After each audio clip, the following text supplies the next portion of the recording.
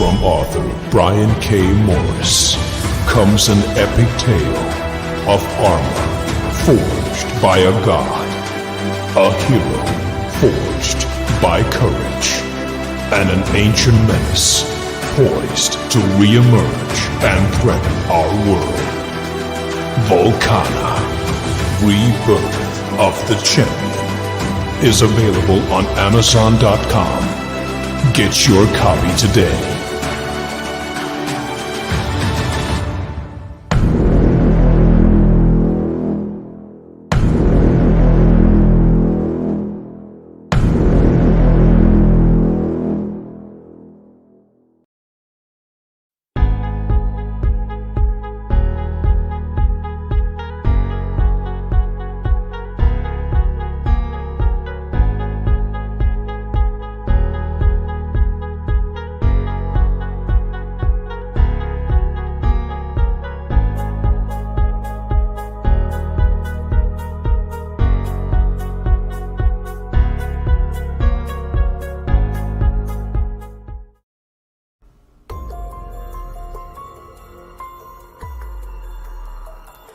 Welcome to Clever Title Pending with your host, Brian K. Morris, independent publisher, freelance hybrid author, award-winning playwright, and former mortician's assistant.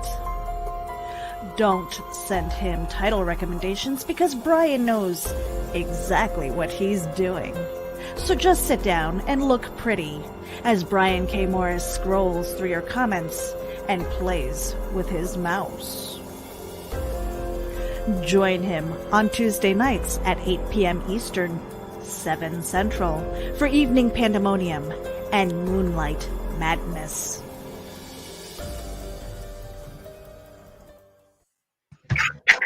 Hello, everyone. Welcome to Clever Title Pending for Tuesday, November 10th, 2020. One of the good things that's going to happen this year, right? Anyway, thank you for showing up. Whether you're watching live or on the reruns, we appreciate your being here. And we want to say a special hello to everyone that's listening to us on iHeartRadio, Amazon Music, or Spotify, or any other of our many podcast outlets. Thank you for being here. We hope you'll join us live every Tuesday at 8 p.m. to interact with our various guests. Anyway, thank you for watching here, and thank you to Indie Event. We are part of that spectacular. It's going on from Monday through Friday in the evening. It's a special celebration of creativity. In fact, it's going to feature shows such as The Dastardly Dingoes, Geek Speak, The Legend of the Traveling TARDIS, Indie Bolt Live, one hell of a show, Geeky, Cheeky, Downright Freaky, Talkin' Tarot with Connie, and Dead Enders, Spooky Tales of Essence House, and a whole bunch of other great shows. Please check it out. Go to Indie Event, that's INDE event.com, and find out the schedule there. If you're watching us on YouTube, please, if you're enjoying this video, please give it a big thumbs up and please subscribe because it helps us in our visibility. It takes just a couple seconds and doesn't cost a thing. Honest, it doesn't. And also be sure to ring that bell so you'll be notified of any appearances that we make. Also, this show is brought to you by Plasma Fire Graphics. When the look of your book matters to you, we're powered by geekinsider.com, and we are also powered by risingtide.pub. And already the comments are coming in, and we will never catch up with them at this rate, but we better catch up with them because we have got to bring some people in here. And let me turn on their microphones, and there they are. The two and only, actually. This is why I became a writer, so I wouldn't have to do math or nothing. So anyway, we are joined by the wonderful two great authors and good friends, Bobby Nash and Jim Beard. Gentlemen, thank you for being here. So good to be here. Yay. And Jim's freezing up a little, but we will listen. We will listen. Oh, okay. Yeah. I think if I shut up, maybe I'll let you talk, and you might be able to be heard. Oh, okay. How do you know that wasn't just me freezing up? Well, because see, it just happens all the time. I practice that crap. I have practiced that crap. Don't try to freak me out, okay? What's that? Wait, what's that word? Don't gaslight me, man. Is that how the young people talk? I have no frame of reference. I'm sorry, but No, gaslighting is old. It's from an old movie. It's like from the 40s or 30s or something. oh my God, 30s. Name an age and an era I'll never see again. But anyway, we are joined by a couple of very prolific and very, very talented writers. And if you are and also they're hybrid writers in that they not only are published by other people, but they also publish themselves. So if you want to kick your creativity up to the next level, whether you want to have somebody else publish your work or you want to do it yourself, we got a couple experts here that can help you level up, as the young kids say. But anyway, first thing I'm going to do is I'm going to have them take the whole screen. As I say, you get the floor and all the dirt on it, and I want you to introduce yourself and tell everybody how freaking awesome you are and why it is a blessing to me that you are here. We are going to start with Mr. Bobby Nash. Bobby, tell the people who you are, what you do, and how they can stay in touch with you.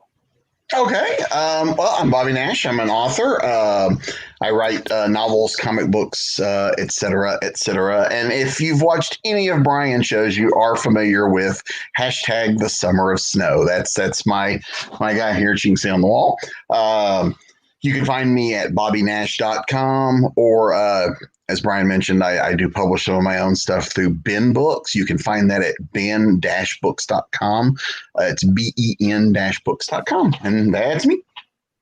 Excellent, excellent. That reminds me, I need to put that banner up to tell people to look for you guys on Amazon. You folks may have heard of that. And anyway, now we're going to give the floor to Jim Beard. Jim, tell everybody how awesome you are. You always have me follow, these giants in the industry, and then I'm supposed to look cool or something. Hi, everybody. Or in Tuscan Raider.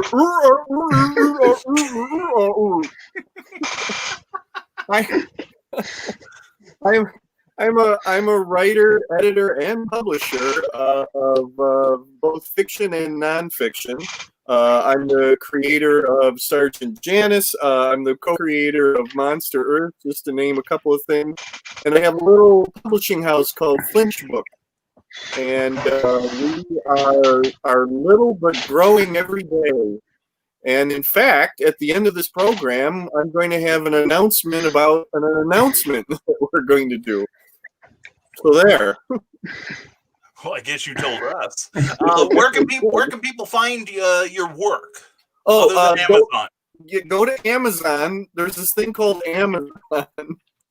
Go to Amazon, put my name in. You'll see all my books there, except for one. If you go to moonstonebooks.com, who's laughing? Is that Nash that's laughing? No, not me. No. I could hear somebody laughing. But anyway, voices in your head, Jim. Oh, it's you. No. Okay. I worship the very water you walk on, Jim. What are you talking about?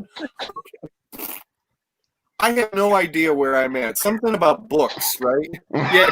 You'll find me on Amazon. You'll find my Kolchak novel on moonstonebooks.com. You can find me on Facebook at The Beard, the Jim Beard fan page, and you can find me on Twitter at Writer Jim Beard. And you can find me right here on this show. The show that brings North and South back together again as brothers. Tonight's episode, Civil War Reconciliation, starring Bobby Nash as John Webb and Jim Beard as Union Jack. This is either going to be the most fun 120 minutes or the longest 120 minutes of my broadcasting career. The jury is still out. But definitely check out Flinch Books. Flinch Books.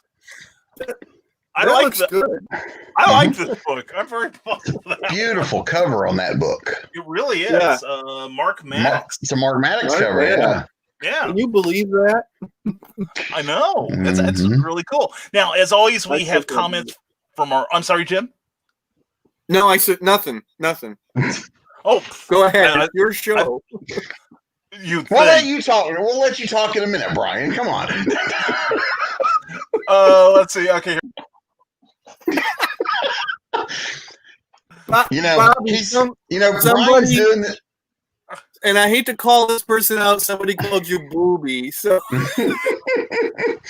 I've been called worse. that's probably mild. Yeah. I misspelled something in the crawl here. I better check. Oh, good. I spelled his name right. Thank God. Anyway, we also will have comments from you, our amazing audience. And when you have some questions, please ask them, and we will get these gentlemen to confess everything. And Carl Wilson says, good evening, everyone. Glad to have you here, Carl. Thank you for the photo from Legend of the Traveling TARDIS, where I was on a couple of hours ago. And Joe Dog McKeel. Carl, I'm actually in New Zealand, so it's not evening where I'm at. Oh, I forgot. I forgot you were at the compound down there. Anyway, Joe Dog McKeel of Stupid O'Clock says, I'm coming up, so you better get this party started.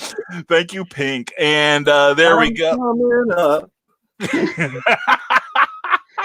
And hey, guys, Sarah, glad to have you here. And let's see, we're going to go past a whole bunch of you guys and gals saying hello to each other. And hey, Joe Dog from Carleen. And let's see, they're talking about a space flight or RUD, unless that's some sort of medical devices, something that I'm totally unaware of. And we also have Teresa Dunn. Glad to see you here. And let's see. Oh, here we go. Grant Lankard says, I forgot about this and just happened to be on YouTube right as this was about to start. Not that much of a coincidence since I'm on YouTube part of the day. This is why you need to subscribe to my channel and ring the bell. Brian K. Morris, Rising Tide Publications. One is to feed my bloated ego, and two, you get 30 minutes notice that this show is coming on, and Facebook only gives you 20. So there you go. And now I have the song "Ring My Bell" stuck in my head. You're welcome, Bobby. Yes, we can sing that one too. I know that one. and Carly is on a roll of steakhouse, cinnabon, and we have details. And Ted Davies Artistry, glad to have you here. And let's see, here we go. And we're gonna get some new blood here. Jason Wallman, thank you for being here. And here's a name you got, at least one of you should know. Charles F. Millhouse. Oh, I know that name. Mm-hmm. Yeah. Yes, he's a friend of ours. I assume I know he knows you, Jim. He knows of you. I don't know if you two are acquainted. I think I can't remember if I've actually met him in person, but I feel like I know him. He's a good guy, and in fact, he will be publishing Pulp Reality #1 in December 1st, and we will be having a special launch show on December 2nd for it. Because I'm on the air, I think, on the 1st, and we're booked. Anyway, anyway, please tune into that. We're going to have some of the contributors to Pulp Reality, and we may be even running the ad for it later. And let's see, here we go. Here we go. Our Chief Inquisitor, who we love, Cindy CKOEPP.com. And once more in the breach, my friends, once more. And Tyrone Tony Reed Jr., glad to have you here, my friend. And everybody's talking. And let's see, everybody's saying hello to each other, except the three of us. This kind of figures. They don't need us. The three of us. Yeah, we'll just sit here and wait for you guys to get done. That's not yeah. Let them do the show. Yeah, hang on a book. We're good. I'll read a little. Talk about yourselves, people. And Geek Insider feels this show. Good evening, Indie Them. Thank you. We're proud to be a part of that. And now here's a name we know, Jeffrey Hayes. Hey! Yay! We were talking. We were talking about you, Jeffrey, and if your ears were burning, it was nothing but love. Absolutely. Boy, he's talking to somebody else too. Boy, I tell you, the host and the guests, we get no love. We're just background noise. That's all. It keeps me going. Yeah. Well, anyway, here's something. In my case, I'd be white noise. So. This is going to be for the next hour and 43 minutes, folks. Brace yourselves. And Carl, is that some kind of slam on me? No. The first indie event, of which this is a part of, it was a 3-day event, and someone on Saturday, it was Friday, Saturday, Sunday, and someone on Saturday just happened to say the word butt beard. I take very great offense at that. Well, I can't help you, Jim. I'm sorry, but this came long before you did. So, but no, it's kind of an you know what? As thing. Bobby said earlier, I've been called worse. Yeah, well, I think you'll like what Sarah has to say. Okay. Hashtag under the sheets.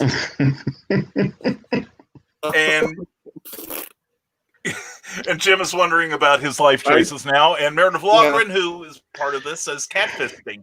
Do you want me to explain this one to you too? No, that one I definitely don't want to know.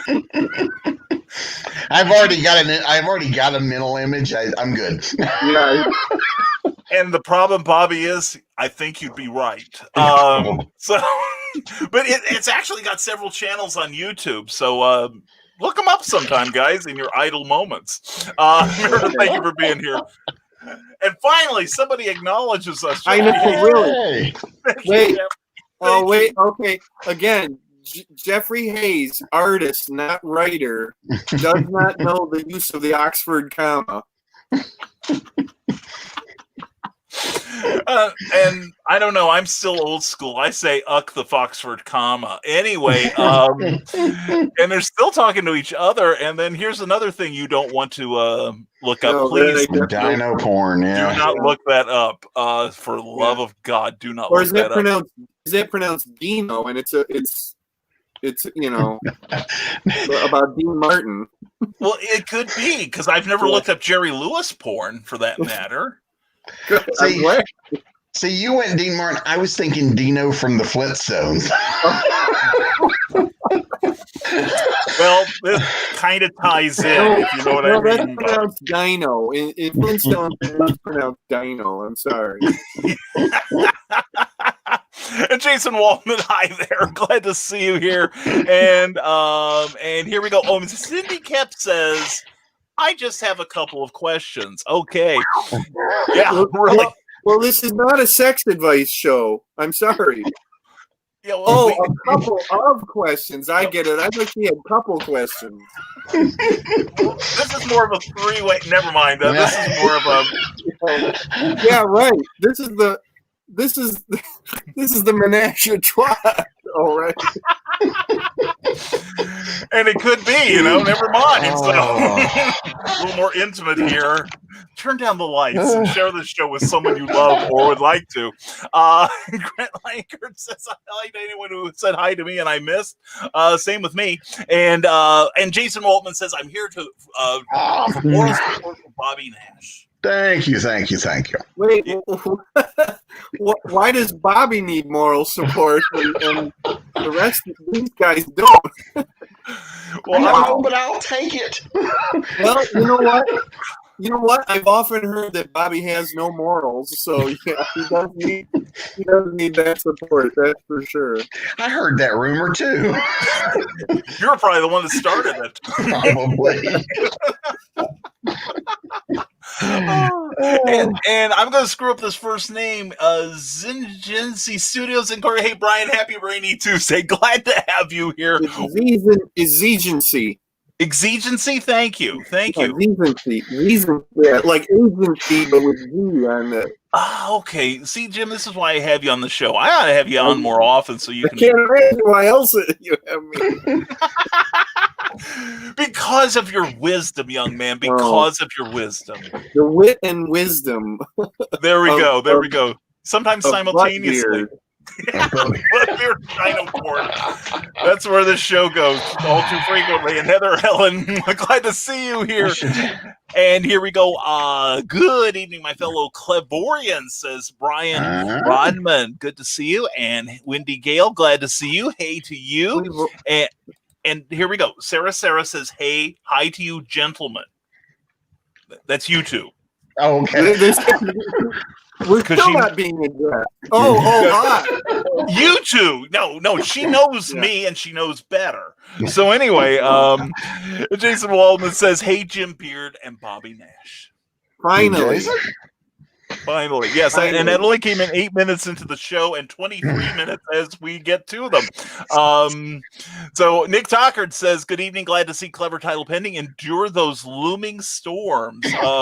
We're not that far south, and our heartiest prayers go out to the people in Florida right now who are getting all the storms. You know, they had to go into the Greek alphabet to start naming them. And Teresa Dunn says hello. And Carleen says, "I had her distracted with cinnamon rolls and chocolate bars. Boom chicka wow wow."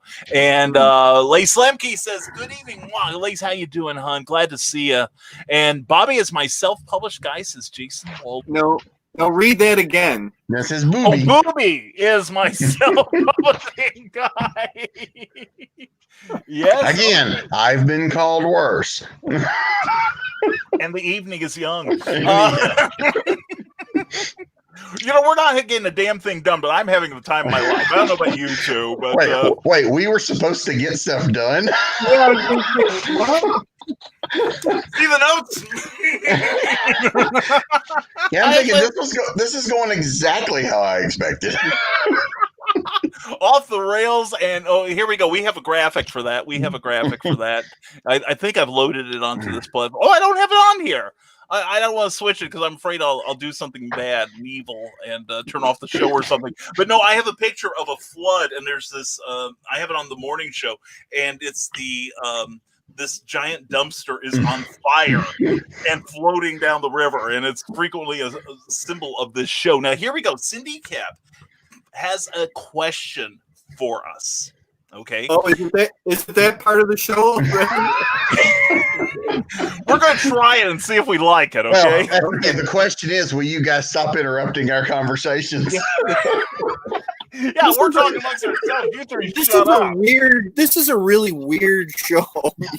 I know. You know, it wasn't until you showed up, Jim. Well, hey, better read than dead. Also, we're still trying to figure that out. Sydney Kemp would like to know what is the most challenging part about writing in the pulp style? Oh, you have to train it first. Yeah, that should be Stu up. That's all three of us. So, who wants to take that? Bobby's answering that one.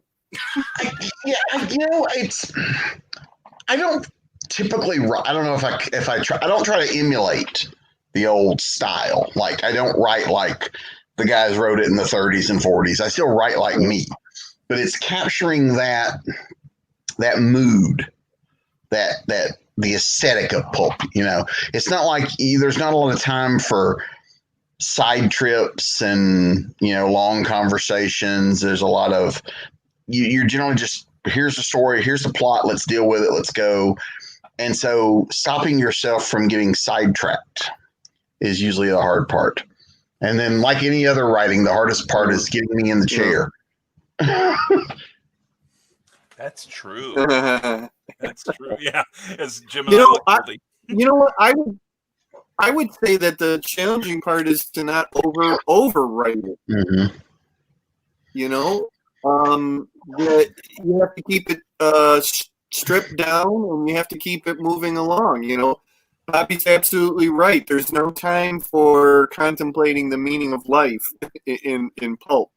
You know, and that's really, I think, the challenge for me is to not overwrite it and you know, stretch it out.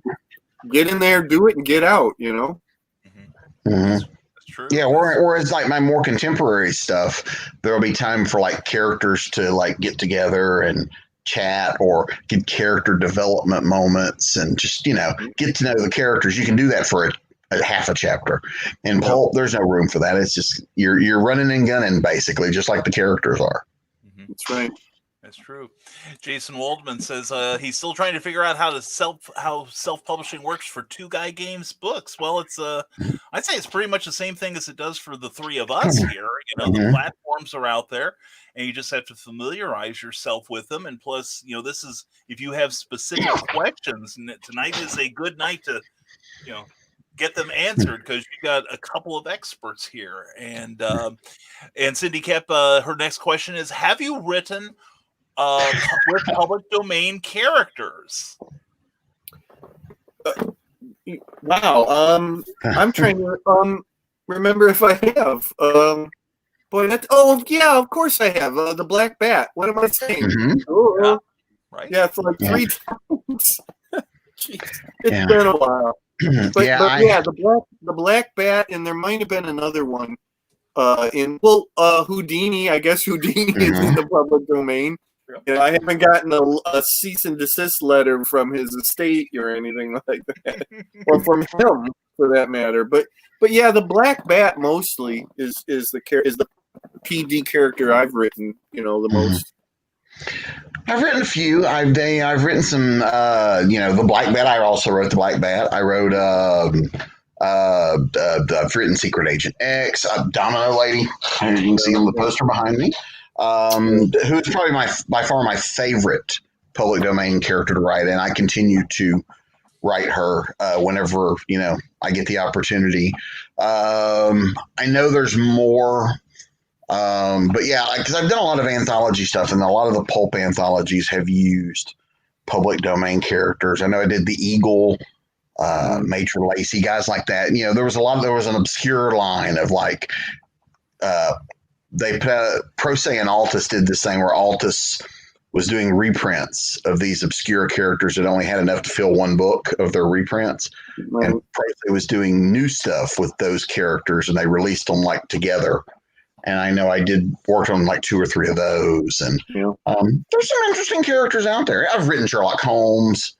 At least once. I wrote Sherlock twice. I've written Sherlock Holmes twice. So characters like that. Yeah. The Black Bat gets used a lot. We pass him around a lot. He's been used and abused by all of us for the most part. Yeah. But you know what? Bobby's absolutely right. There's so many public domain characters that just have something really cool about them, and decades later are getting used in ways that they maybe never were used in the 30s, but like the Purple Scar. I just remember the very first pulp story I ever wrote was for a character called the Purple Scar. He's a guy that made a rubber mask that looks like his dead brother.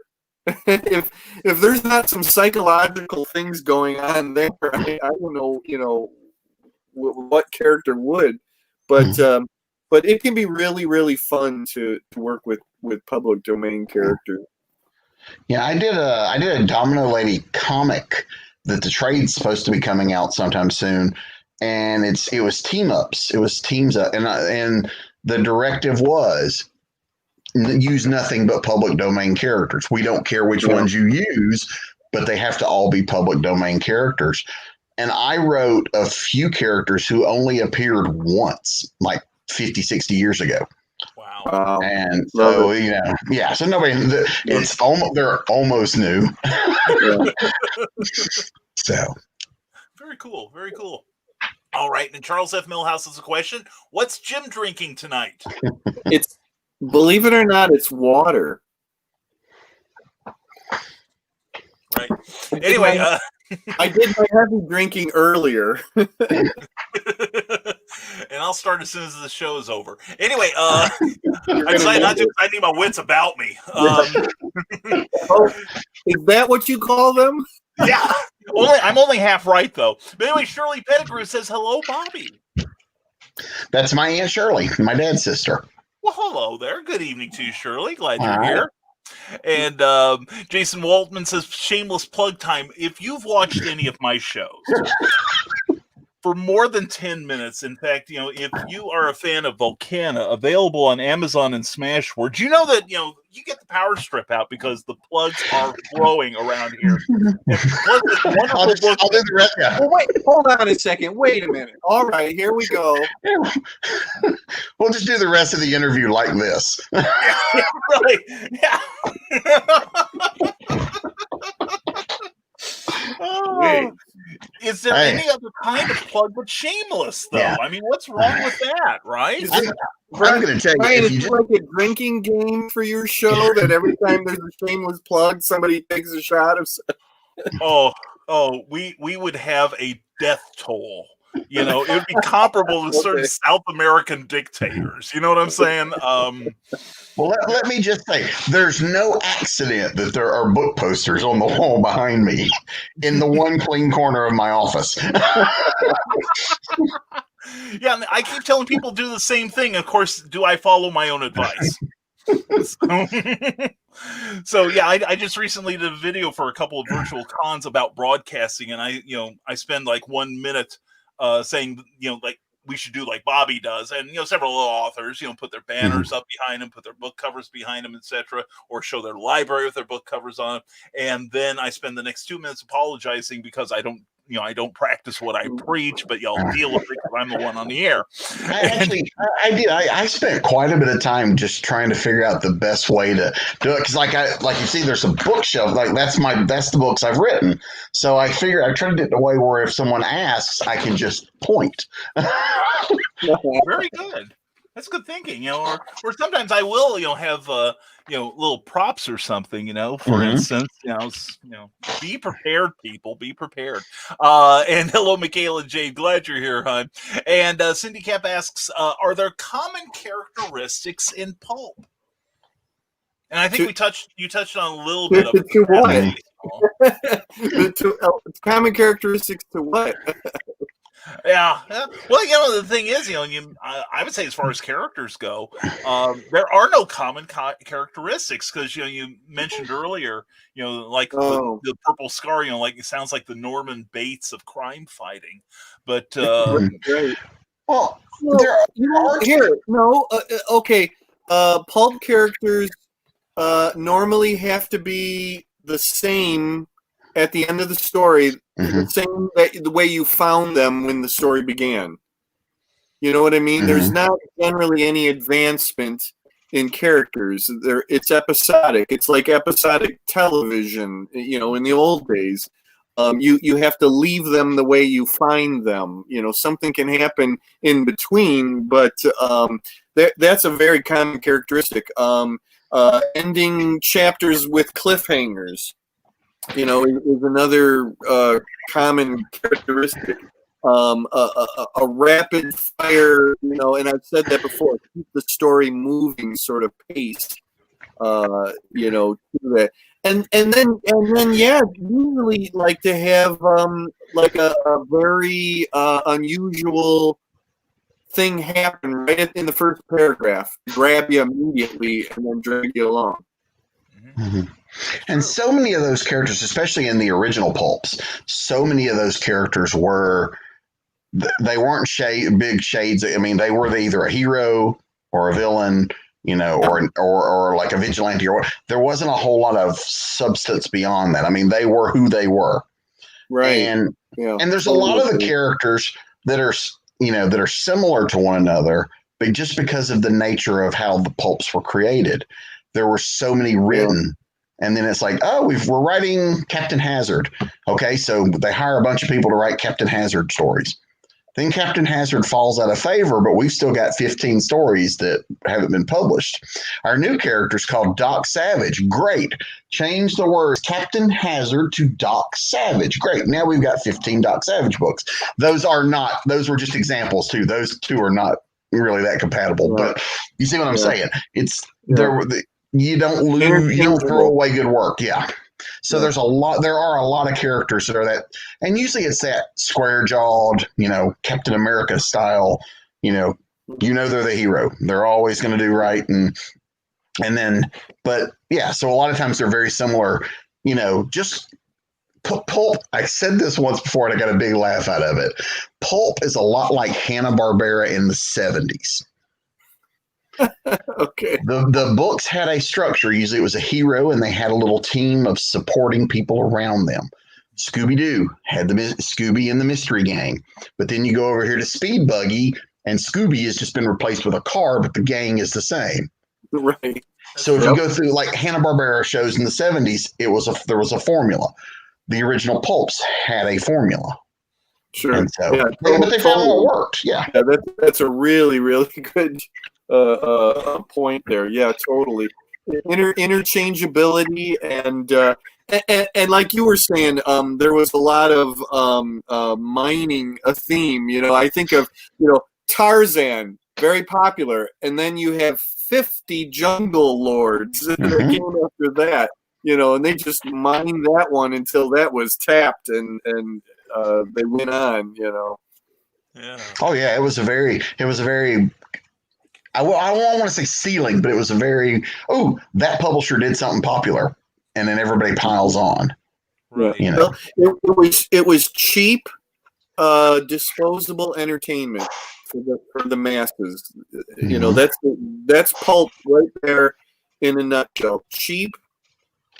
Read it in the day, entertainment, and you more or less forget it. Maybe you just throw it away, and next week there's another one on the newsstand, and you like the cover, and you move on, and you were always assured of what you were going to get. If you like Doc Savage, every single Doc Savage that you pick up, you're going to get all the things that you like about Doc Savage, each and every month.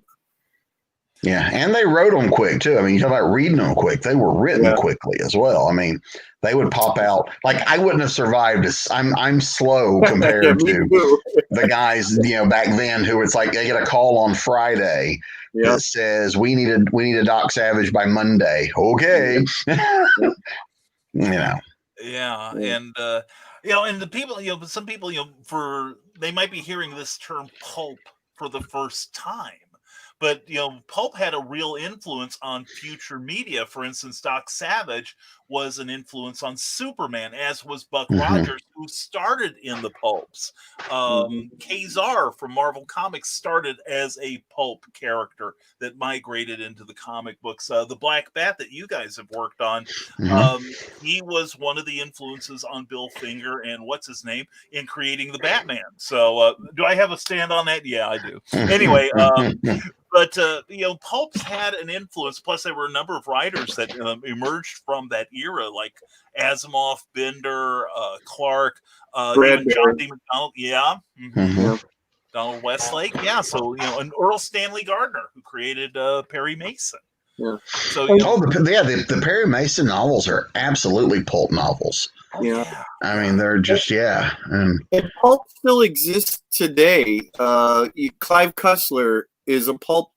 Is he still alive? I can't remember. But Clive Cussler is or was basically a pulp writer. Series romance, Harlequin Silhouette. That's basically just romance pulps, except they're in mass market paperback. It's the exact same idea. It's barely changed, since then. That whole thing still, exists. It just costs a lot more these days. It's not on the cheap paper because really that's where the name comes from because it was on that really cheap paper that yellowed very quickly.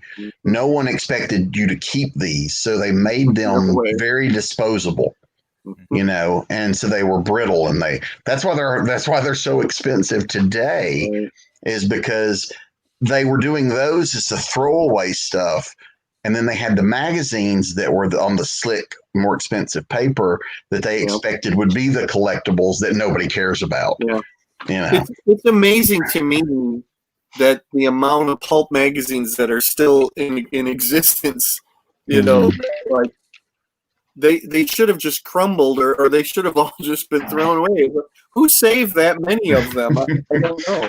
See, I suspect they all ended up like the ones that are still around were like ended up in like boxes in a in an attic or a basement somewhere. And, Yeah. and or like you always hear these stories of like, we inherited my great grandfather's home or my grandparents' home, and we go in there and we're remodeling it, and we tear the wall down, and it's full of it's like full of Action Comics #1 because that's what they use. After they read it, they used it as insulation. You know, and I'm like, I never move into those kind of houses. No, it never happens to me. Damn it. What was it? A friend of mine, he was redoing his kitchen. This was back in the 70s, and back then, like you said, they would like fold up newspapers to level out the linoleum tiles, and they pulled up all the linoleum and found a virtually perfect condition Bern Hogarth Tarzan Sunday page. Mm-hmm. It's in my basement right now because they gave it to me as a gift. Because it's a beautiful piece. But and I've got some old Western pulps I bought at a show about 5 years ago, and I'm terrified to open them. Because they're yellow. They've got crumbling on the edges. I'm thinking if I ever do, I'm going to have to just scan them. And then maybe just put them on the line just so they survive. So, yeah. Now Cindy Cap wants to know. You guys are well read. I'd read more, but my lips get tired. What's the most common error you see in your genre? Wow. Now, I'm not asking you to name names. I'm in the room. The most common errors is there's not enough zeros on my royalty checks.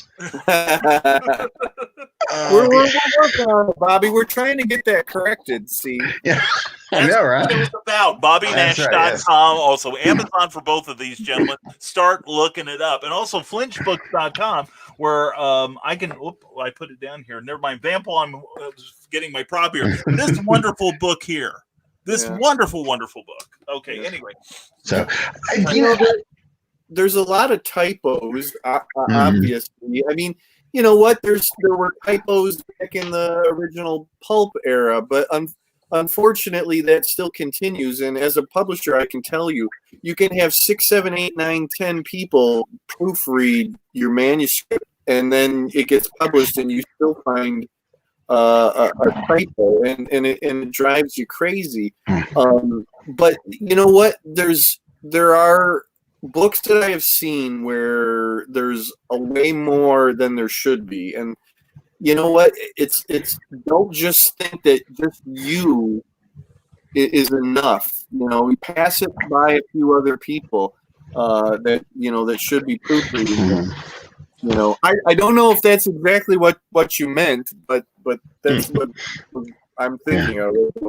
But it does happen. You can go over that thing forward and backwards, number of people looking at it. You've got it as perfect as you can get, and guaranteed the very first page you open to, when you get that paperback, is where you will find that first typo.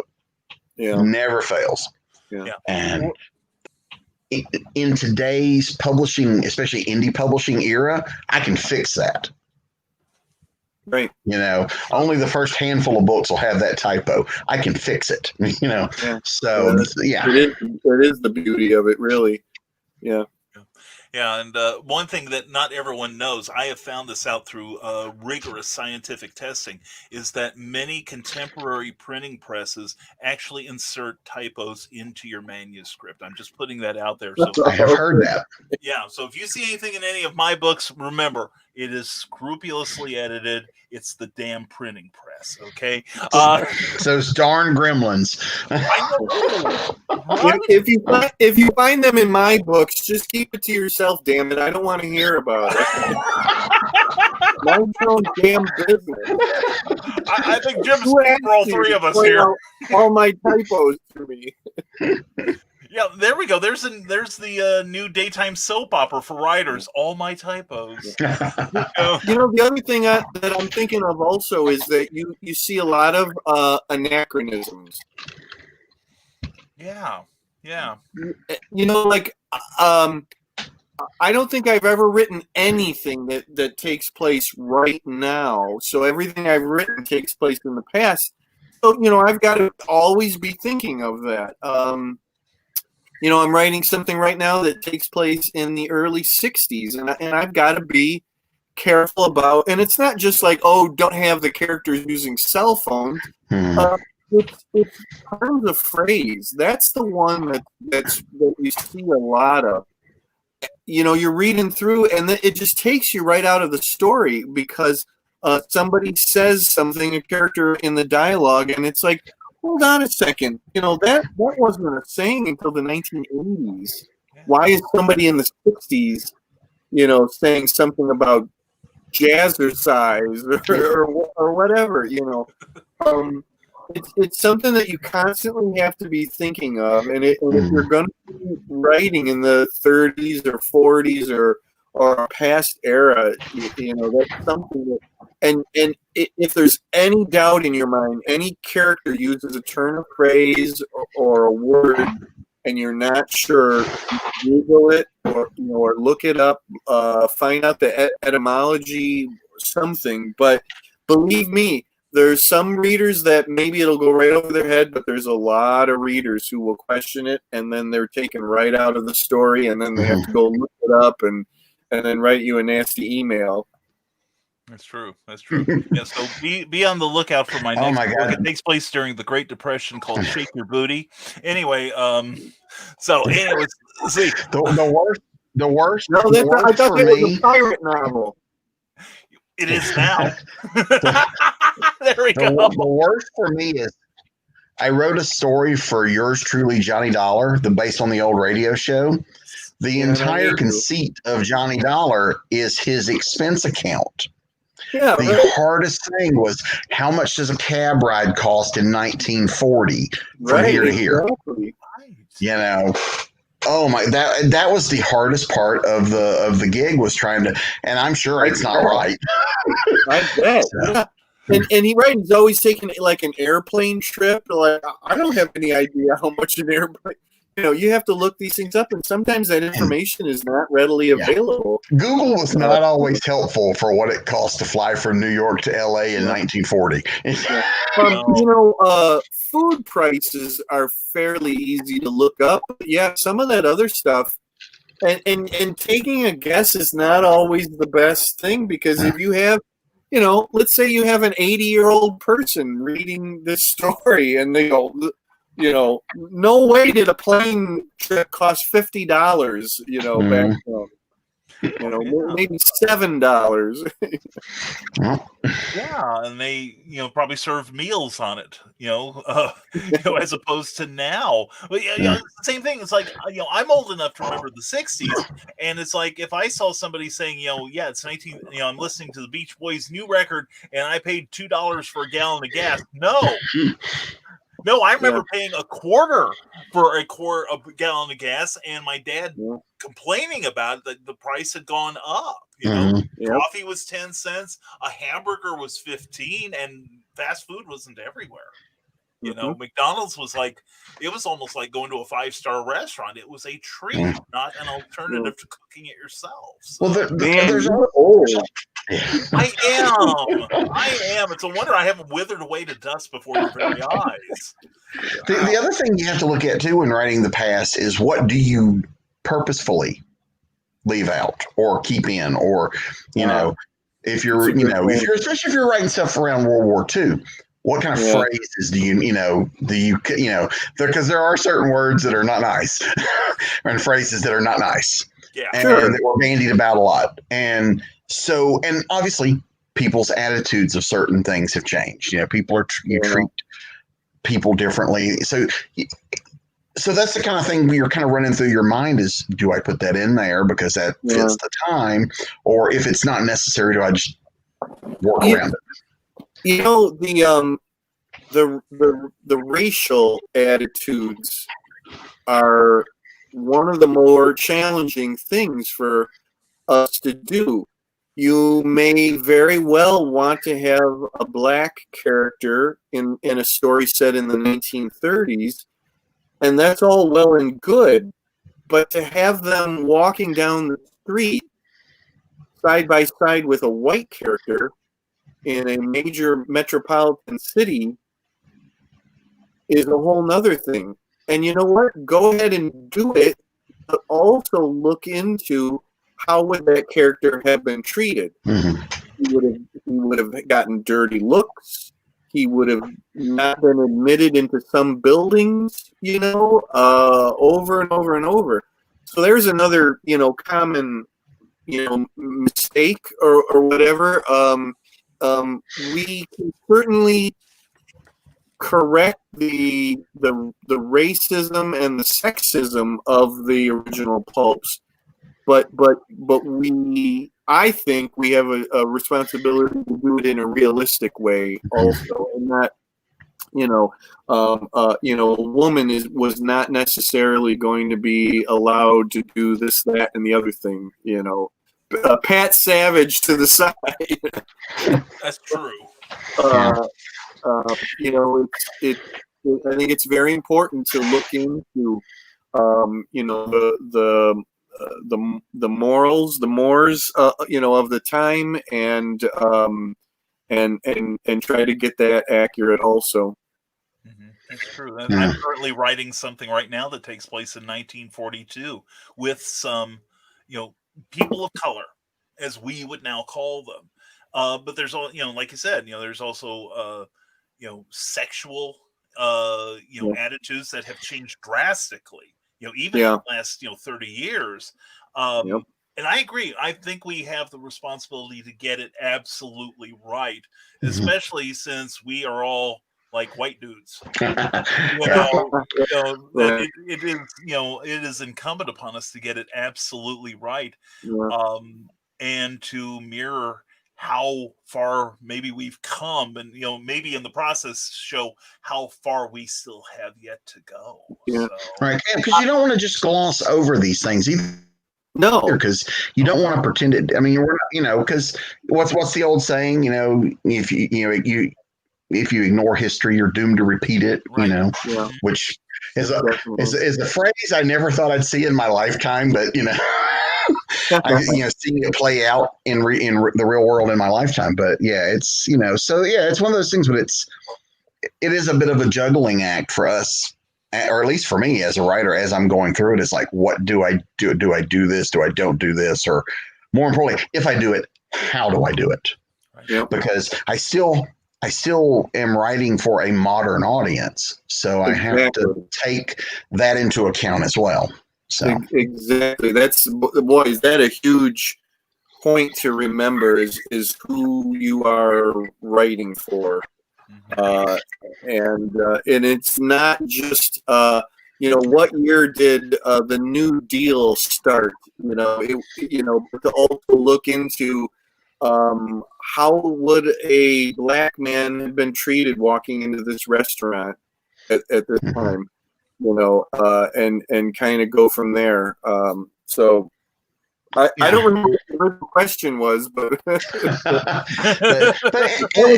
there's also I have to say myself, that was some very good advice that we just gave. I agree. Yeah. Yes, you guys are smart. I'm proud to know you. But there's also the part too. I mean, when you're writing villains, no matter what era you're writing villains in, when you're writing bad people. Bad people have to do bad things. That's because they're bad people. So you still have to think of those things, even when you write a character. Not when you're writing your villain who is doing something vile and nasty and against like my own personal beliefs. But I still have to have bad guys. Otherwise my books are very boring. But it is a thing. I have had conversations with people who were very uncomfortable with a villain that I wrote. And I was like, well, that's the point. They're the villain. And they're like, but you wrote that, you must obviously believe it. And I was like, it's not necessarily the case. We have to like write characters that are their own thing. I've written characters that are abhorrent to me, but they're important for that story. John Byrne, when he was doing his Next Men comic book, and he had this wonderful letters page where they discussed all sorts of things. And I'll never forget, he was getting criticisms from or about his villain. His villain was especially vile and was very closed-minded about race and about women. And Burns said he was getting these criticisms about it, and people saying that exact thing. Well, you must believe those things. You wrote that character. And John said, no, listen, if that's true, I also wrote a character who doesn't believe those things. He said, if what you're saying is true, then I must be schizophrenic. I must be suffering from multiple personality disorder. No, that's the job of a writer. You have to take on these different personas. It would make sense to have a villain in the 1930s or 40s be a racist. Especially if they're a Nazi or something like that. Right? Yeah. I mean. Well, I never thought I would have to defend the fact that the Nazis were villains in the book, but I actually had one of the Domino Lady stories. We had the Nancy Holder and I did. Nazis were the villains, and we had complaints because from people who didn't read the book, just saw the book, and it was, they're promoting Nazism. No. The Nazis are the villains. Wow. I'll do you one better. In the third Sergeant Janice novel, Sergeant Janice and the Dark Trap, that just came out this year, I actually have a protagonist who has racist tendencies.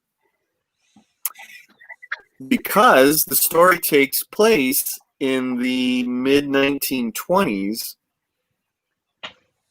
and I introduce a black character. Now, my hero is a very worldly guy and has no problem with this black character whatsoever. But one of the main characters, who is one of the protagonists, she has the attitude of a person of that time. She wasn't going out of her way to do or say anything about the black character, but she had thoughts and attitudes that were, condescending.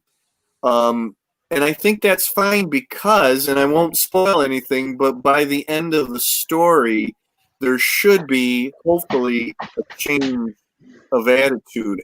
And, that's part of the story. So, and I thought, I kind of worried about it as I was writing this book, because I'm trying to push this one character as a protagonist, not as an antagonist, but she was very much a person of her time. And I haven't heard anything bad yet, so hopefully I did my job. Jim Beard, report to HR. Jim Beard, report to HR. All right, whatever. No. Next statement actually is from the Legend of the Traveling TARDIS host. Thank you for having me, Christian Basil. I don't drink and I want to get drunk with these guys. I hate to say it, but probably the hardest thing I drink is Mountain Dew. Hey, you and me both, Bob. That's the joke I used last time on the show. I need you to know I've been drinking all day to prepare for the show, and I held up a bottle of Mountain Dew. Yeah, you know what? I don't really drink, but Mountain Dew is the hardest thing to drink. Yeah. So I would, you know what? As long as the other person and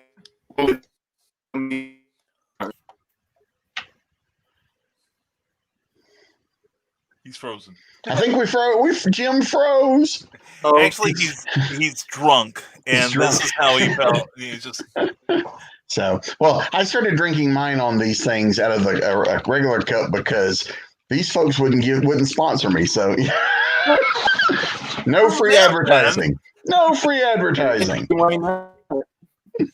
That's right. And I figure if I'm going to drink out of anything from now on, the year has no logo or it's going to have a Rising Tide logo on it. Be aware of our merch line coming up, too. Hey, there you go. A Ben Book slogan.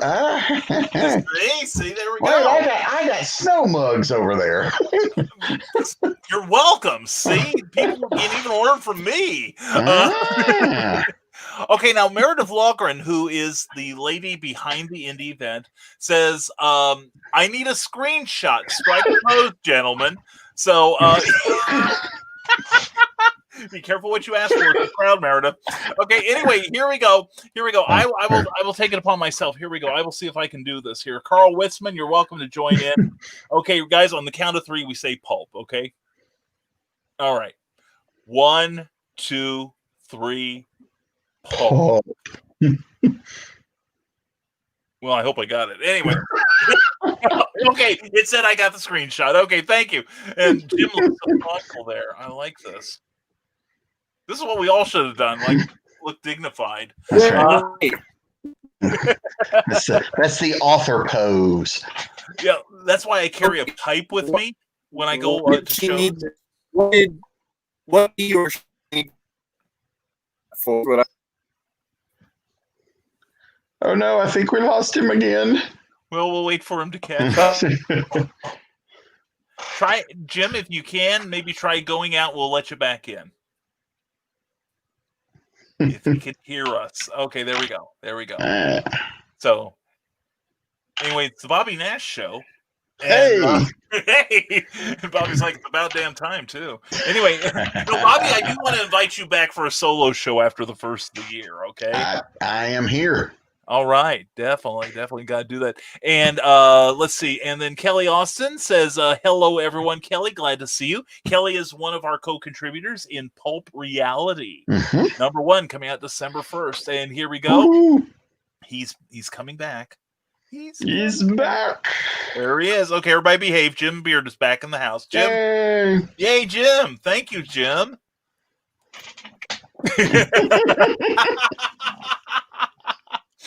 Oh, as Jim does ASL for our audience now. Michaela Jade, author Michaela Jade asks, who is your mentor and how did you meet?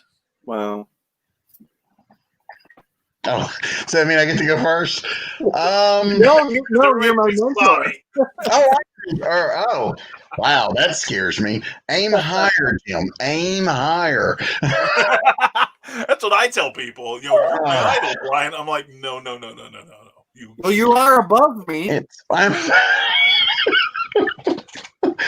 Wow, that's a tough one. I mean, it is. There are people, like, I've learned a lot from other writers. Not just writers, artists, creators, whatever. I've learned a lot. I mean, I do a lot of conventions. I've learned a lot from watching other professionals, not only how they act, but how they react, how they interact with their fan base, how they interact with other pros. I've learned a lot that way. The closest thing I can think of someone that I actually thought of as a mentor when I started out writing comics, and when I decided to do a novel, I wrote one and it was awful, but I finished it, so I decided I'd try it again. And so this time I said, I'll get some professional help. So I took a night class. It was a creative writing class that was taught at the University of Georgia. It was a not for credit, once a week thing. But I couldn't pass it up because the class was called Murder and Mayhem for Fun and Profit. And it's a writing class about writing, murder mysteries or thrillers. And so it's wonderful. So what you do is you'd go in, she'd talk a little bit, she would read your stuff, but we would then read in front of the group and do the feedback, and which was terrifying. Especially, I know this will be hard to believe, but back then I was rather shy, quiet, wasn't good at talking to people. So, but I learned, she took me under her wing, and I learned a lot from Harriet Austin was the teacher's name. She was wonderful. She wrote herself, but she was also, she had also big in the theater world, and did some acting and stuff as well. And she had some writers conferences that she ran, and they were named after her. And so she was just a very supportive person, not so much in telling you what to do, but helping you to get there. Or, giving you like, have you considered talking to this person? Have you considered trying this? And so she was very supportive.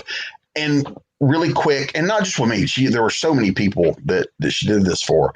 Was so quick to be a cheerleader for you when things happened. When you sold the book, when you did an interview, she was quick to, that was great, or you did this, and so I learned a lot from her that are lessons still all these years later that I still kind of put into what I do. But then, but there are a lot of the rest of the stuff. It's picking and choosing. It's seeing how other people react. Like, Brian, I've said this before to you. I learned a lot from watching you do your shows here. That when I do a Facebook Live or something now, I learned a lot from watching how you did it to figure out how to make it work for me. Things like that. Or, we're at conventions, seeing how people act. Jim and I, we've done panels together, seeing how people act on the panels. You learn a lot about, I like how this person is approaching things, or sometimes it's don't be that guy. One of the earliest lessons that I learned, and I won't mention names, but the year I sold my first novel, Evil Ways, I got the contract in 2004, the week before DragonCon. And I was a guest at DragonCon because I was doing the comics at the time. And so I was like, I will talk to some of the writer guests here about this, and I can get some advice before I sign this contract. And my God, some of the responses and the go away kid, and, you're bugging me. And one guy actually said, why should I help you? You're about to become my competition. Well, and just left me with a really bad, taste in my. And again, it wasn't all; it was just a few, but it was enough. The few negative voices kind of sometimes are louder than the 100 of positives. Mm-hmm. And so I signed the contract, and I know it's too late to make this a short story, but my book came out the very next year. It came out the week before DragonCon, and it turned out to be an awful publishing experience. But I didn't know that at the time. I have my new book. Oh my God, I am the happiest guy in the world. My first novel is in my hands. I'm at DragonCon. I go up to some of these authors that I talked to, and I was like, look, my first novel. And again, got negatives from those people because they knew that publisher wasn't the greatest of publishers, but they wouldn't tell me that. They wouldn't give me that advice. And so the big takeaway from that is, I don't know if it's a mentoring thing, but the big takeaway from that was anybody ever ask me a question, I'm going to answer it, and I'm going to be as honest and truthful as I can.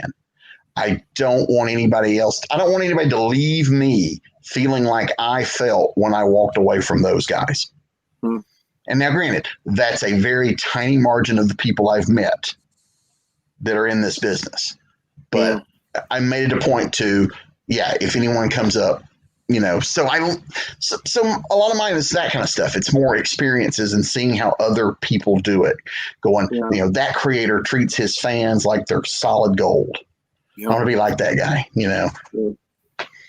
I hope that answered that question somewhere. I love it, Bobby. I think that's great. I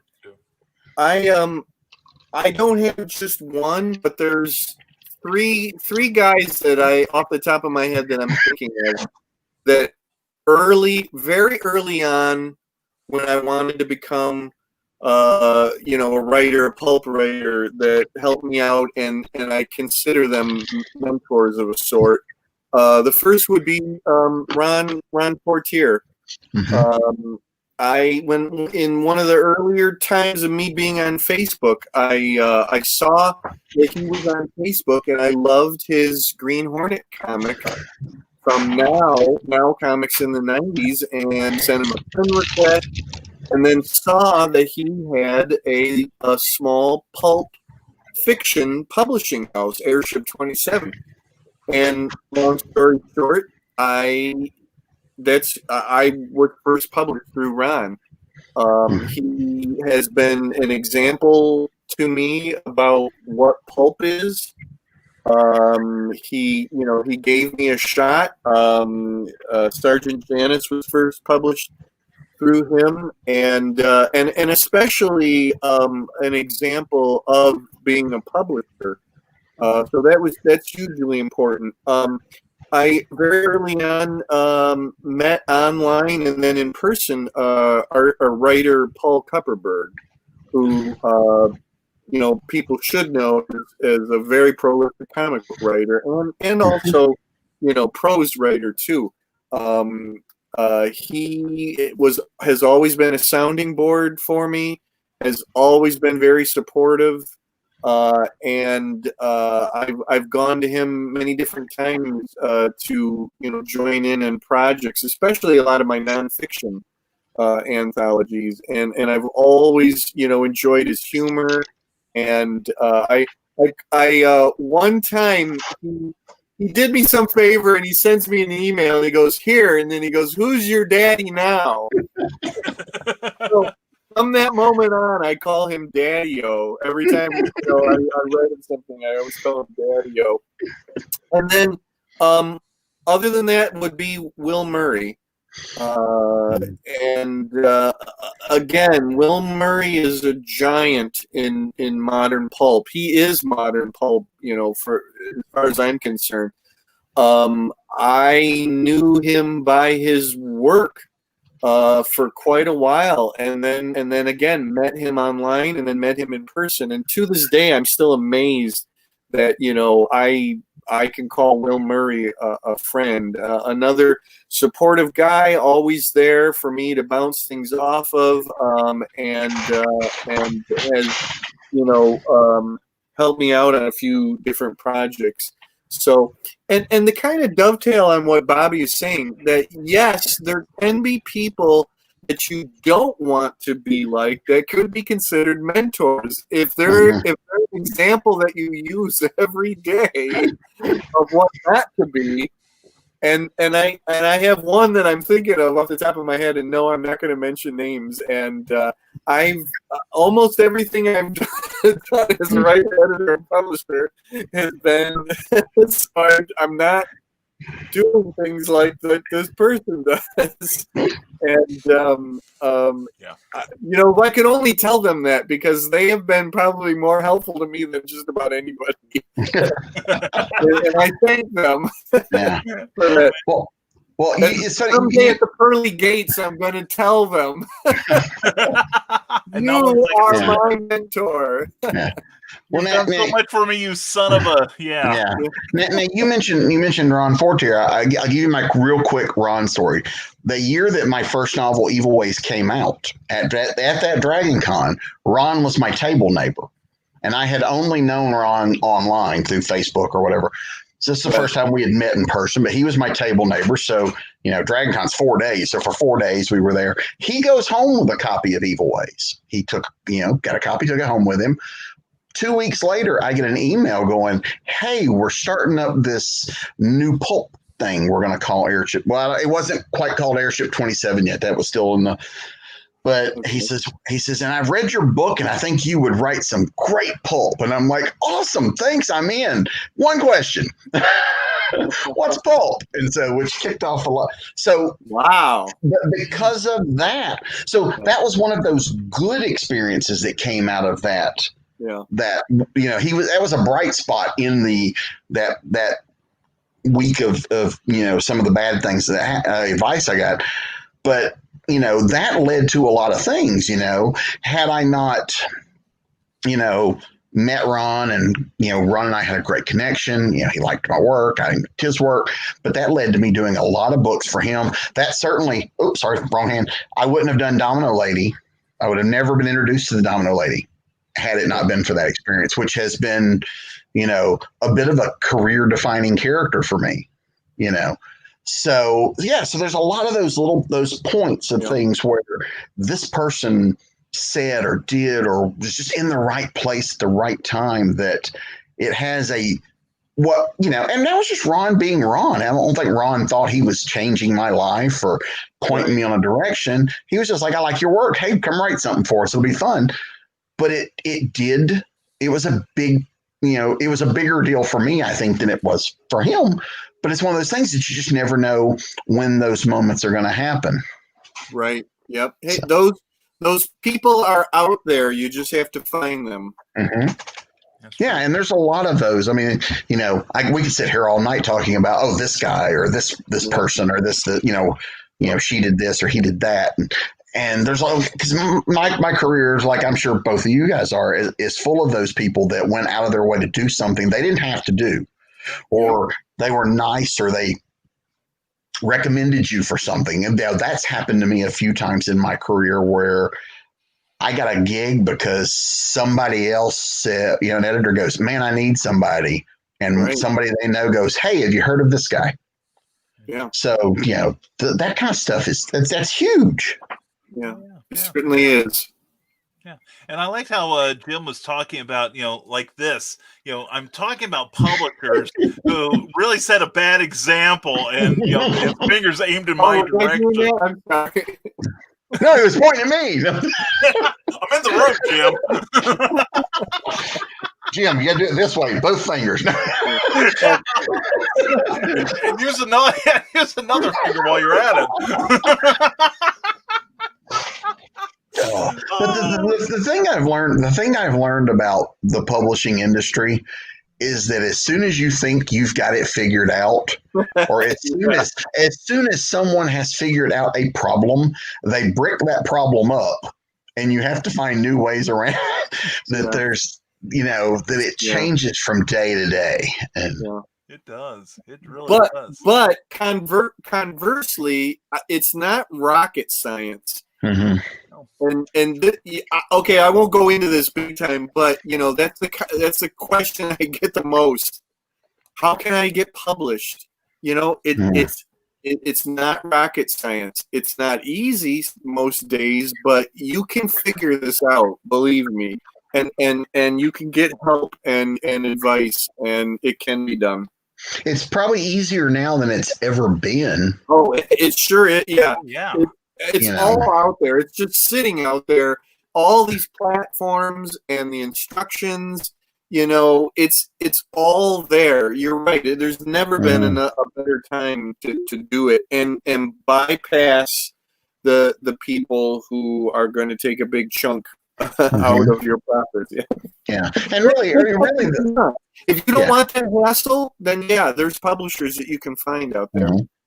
But like I said, it's out there. You just have to be you have to be willing to put in the work. Yep, that's true. Yeah. To be teachable. Yep. Because all the information's out there, like you guys said. Yeah. Good question. Excellent question. We got a couple of comments, and we'll get back to Cindy Kep's question. No, she has another great one. And Exigency Studios Incorporated is laughing their backside off, saying this is fun despite having a topic for the guests. What topic? This is why I've done zero prep for this show. I actually did write a couple of questions down, knowing I'd never need them. So, and that's why I had these guys on, because they're so much fun. And Nick Tockert says, Brian, Jim, and Bobby never expect the CK.com Inquisition. And now you've seen Buttbeard earlier. Now, Meredith Walkren, who is the architect of this, now says she claims Buttbeard is a term of endearment for her husband's tuft of hair in an unfortunate but adorable place. You do realize, Meredith, that will end up in a book somewhere now. Yeah. I'm gonna give you a phrase back. It's TMI. Okay. I did not want to know that. Sharing is caring, Jim. Well, no, she told me that term, and I started going into this thing about somebody with the mutant power of prehensile hair like Medusa from the Inhumans, except it's down there. Okay. Yeah, and we haven't written this story, but if you guys want to take a run at it. No. It's all yours, buddy. Now you can get if your husband wants to be a sport and play along, you can get like a temporary tattoo of like the nose and eyes and above it. Ooh. Now we're talking. Now we've got a cover model. Now, see, this is gold. I tell you, folks, you ought to be writing this stuff down. And Cindy Kep would like to know, what is your current work in progress, guys? What are you working on now? Jim, you go first. Okay. Well, speaking of Ron Fortier again, I'm proud to say that I've come full circle, and I hope he's proud of me now because I am writing an official Green Hornet novel. Thank you. I'm Thank jealous. you very much. Yep, that's the thing that's set in the '60s. So it's the Green Hornet from the '60s TV series. And Awesome. I started it on November 1st, and I'm super excited about it because that is definitely a bucket list character for me. And it's so funny. It's like I've fulfilled, the promise of Ron. That he, that's how I knew him, was from the Green Hornet, and now look, all these years later. And So, is this your first time writing the Green Hornet? Yes, Bobby. Okay. Yeah, don't rub it in. No. I didn't know if you had been part of the anthologies a few years ago. No, That was all. no. In fact, that was all said and done by the time I came along. And I had asked the publisher of those if there was going to be any more, and the answer was no. And flash forward a couple of years, and all of a sudden I hear that they got the license back, and I asked if there are any opportunities. So now they're doing, novellas or novels. And I made a story pitch, and it was accepted, and I'm writing every day. Awesome. Yeah, I'm very excited. That's great. There is a lot of fun to be had sometimes writing licensed characters. There is a unique set of difficulty because there's more hurdles to go through. Yep. But man, they can be a lot of fun. Oh yeah. I could probably just do nothing but and there was a point where I thought I was going to, and then it kind of dried up, and then I thought, okay, you know what, I'm going to go back to my own original characters. And then sure enough, one just drops out of nowhere, and guess what? It's the Green Hornet. Isn't it always the way? Yeah, well, as soon as you go, well, I guess I'm doing that anymore. Yeah. It's exactly right. Yeah. Yeah. Mm-hmm. So, yeah, they're fun. I've written a few things. Green Hornet might be the second largest character in terms of, known that I'd ever written. And those were fun. And it was, Jim Doe has written a character that's on my bucket list. It was the character that got me started, Spider-Man. Oh. So there's that's a dream. About that, Bobby. I'm sorry. I know. But still, it's impressive. I mean, you got to write Spider-Man. I know. Yeah. It's true. And you know what? Here, back to one of my mentors. I got that gig because of Paul Kupperberg. Paul Kupperberg recommended me for that, and I would never have had that if it wasn't for him. And I'm still no stranger to writing Spider-Man every day. So, all right. Well, I tend to juggle whips. I always have more than one, just because I'm a glutton. I'm currently working on Snowdown, which is the 6th book in the Snow series, which will bring series 1 to its conclusion. We have big plans for next year. Brian, you'll have to get used to the new one because we're going to go from the summer of snow to the year of snow. I'm looking forward to it. And, so we have plans. Yes. And actually, yes, we have talked. Yeah. So there are some plans in place for more snow, but I'm working on book 6 now. I'm also working on book 3 of 4 of Hunter Houston Horror Hunter, which is a comedy horror series that'll be out next year sometime from Falstaff Books. And I'm doing a couple of short stories. That have got to get done. And I have another novella to do after I finish Snow for the end of the year. But I'm doing a short story for Jim, which I believe the announcement he has at the end of the episode will talk about that a little bit. And stay tuned, folks. Yeah, and around all those things too, I have a Patreon page, and I do serialized stories. So currently I'm doing 2 because apparently I'm a glutton for punishment, but I'm doing a Lance Starr, one chapter a week. And I'm going through Evil Intent, which is a sequel to Evil Ways, 2 chapters a week. And so so all of that's what's going on in my head any given day. Well, and I, don't want to brag. I don't want to give anything away, but I'm working with a couple of established characters in the the new Pulp area, and I don't want to give anything away because I haven't made any pitches yet. So, but we'll be having these guys back on. Anyway. Well, there's a clue. Brian, I feel like you're always having me on. I am, Jim. I am. Except when I tell you how much I adore you. In the old sense of the phrase, you're having me on. In No, the British way, in the British sense. Mhm. No, we're banking on your residual coolness to give me a little, a little bit of gravitas, that I know you and Bobby. See what it is. Otherwise, I am so colorless a personality. Okay. So now, in terms of your whip, we're talking about the whip here. Do you guys prefer to work on multiple projects at one time, or are you a one and done? You can only do one thing at a time. I haven't done that in a while, but it coming up, I think I'm going to have to do that. I have to now, coming up very soon, write the concluding story for the final Monster Earth anthology. And my co-creator and publisher James Palmer is going to want that sucker. But the thing is I don't want to stop writing Green Hornet. I need to get a little further along into it. But it looks like I'm going to be writing both of those at the same time. But for quite a while, I haven't done that. I've been writing one thing at a time. But I think it's something that I need to reteach myself.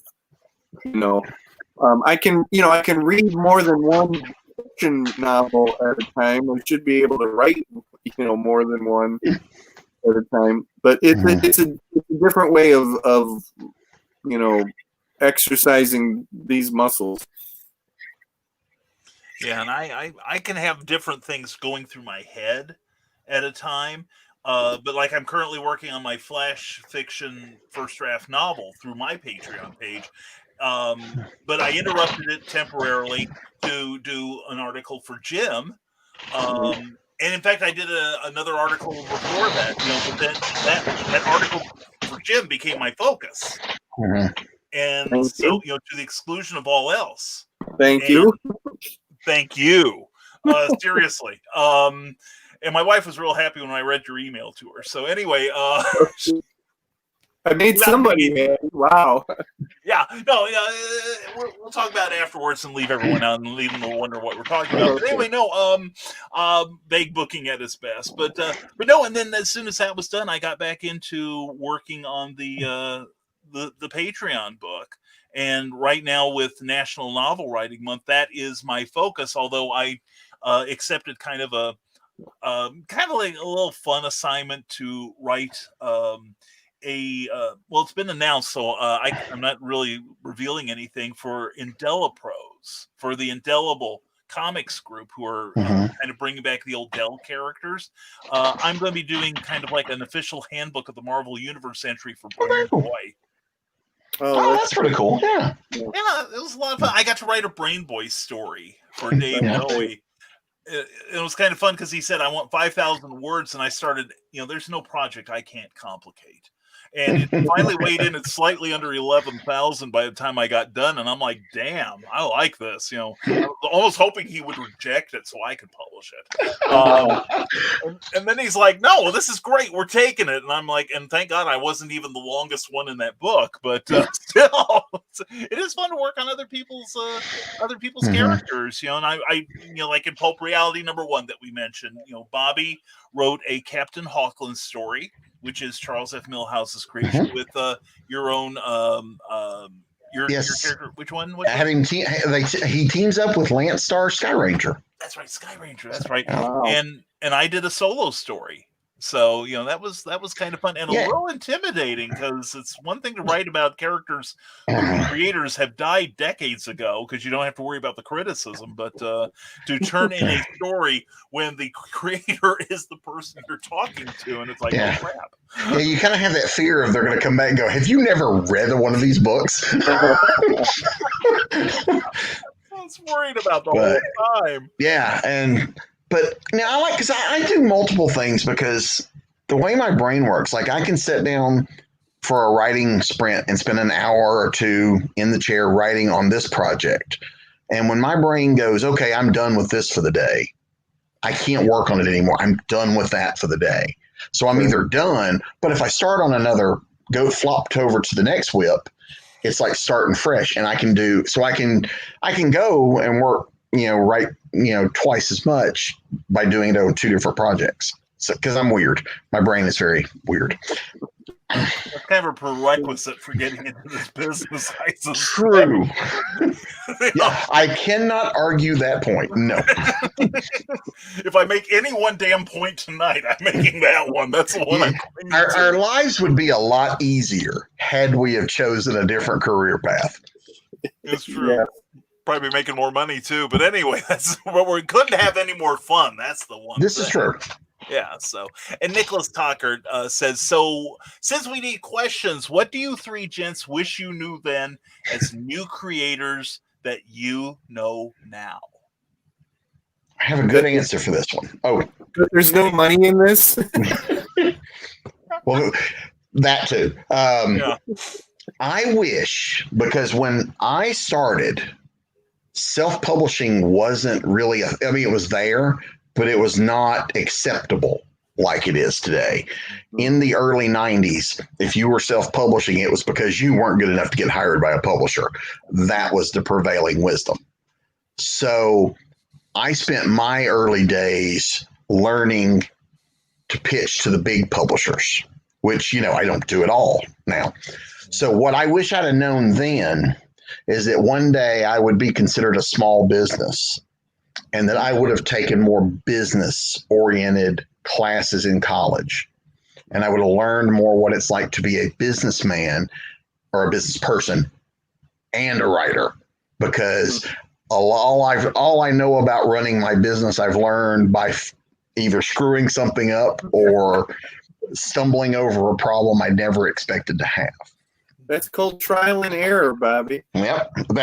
You know what? That could be my autobiography title.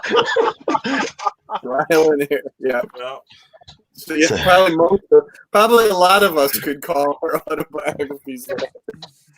So yeah, because when I was a teenager, I was thinking this is what I want to do.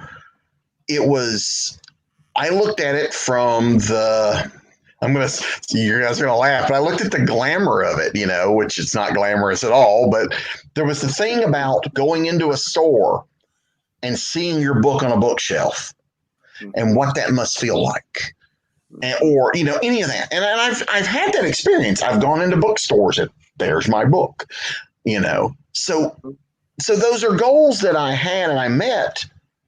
But it's just one of those things. I should have, had I known what I know now, I would have aimed a lot of my energies in a little different directions. I've had little things where I've gotten off track of my career goal. So, but then on the other hand, from where I'm at right now, I look back 20 years and go, 20 years ago, I would have been happy for anyone to publish my work. So, 20 years ago, where I'm at now would have been considered like, you've made it. Now in the here and now, I don't feel like I've made it, but it's, you're still working out to that. You're always working toward the next goal. Right. But I try not, I don't remember what brought upon that epiphany about that of, when I was younger, I would have thought this was, where I'm at now was like, oh my God, you've made it. But it hit me out of the blue one day, when one of those feeling sorry for yourself kind of days when you're like, man, my career is in the toilet. And it's one of those things that just hit me out of the blue. And so I try now to, when those woe is me days hits, use that as the thing to like kick my own ass out of it. That's every day for me. It's many days for me. Yeah. So what about you, Jim? What do you wish you knew back then that you know now? Oh no, I answered it. Money in it. Yeah, was that there's no money in this? It's the perks of mine is I get to hang out with these two guys. It sounds like I'm trying to whack their cars, but no, it's like I've met some, mine would be just keep at it and work hard. Yeah. Well, it's funny too. I mean, he mentioned the money. Jim mentioned the money.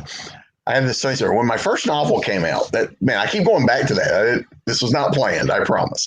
Because if I had planned it, I'd be holding up copies of that book. But who does that? Yeah, when it's over there on the bookshelf. When I knew Evil Ways was coming out, I was working a day job for a pressure gauge manufacturer. It's a planner for a pressure gauge manufacturer. Wow. It's as exciting as it sounds. And I had postcards made up, coming soon. Here's the cover we thought we were going to have in the book and about the book.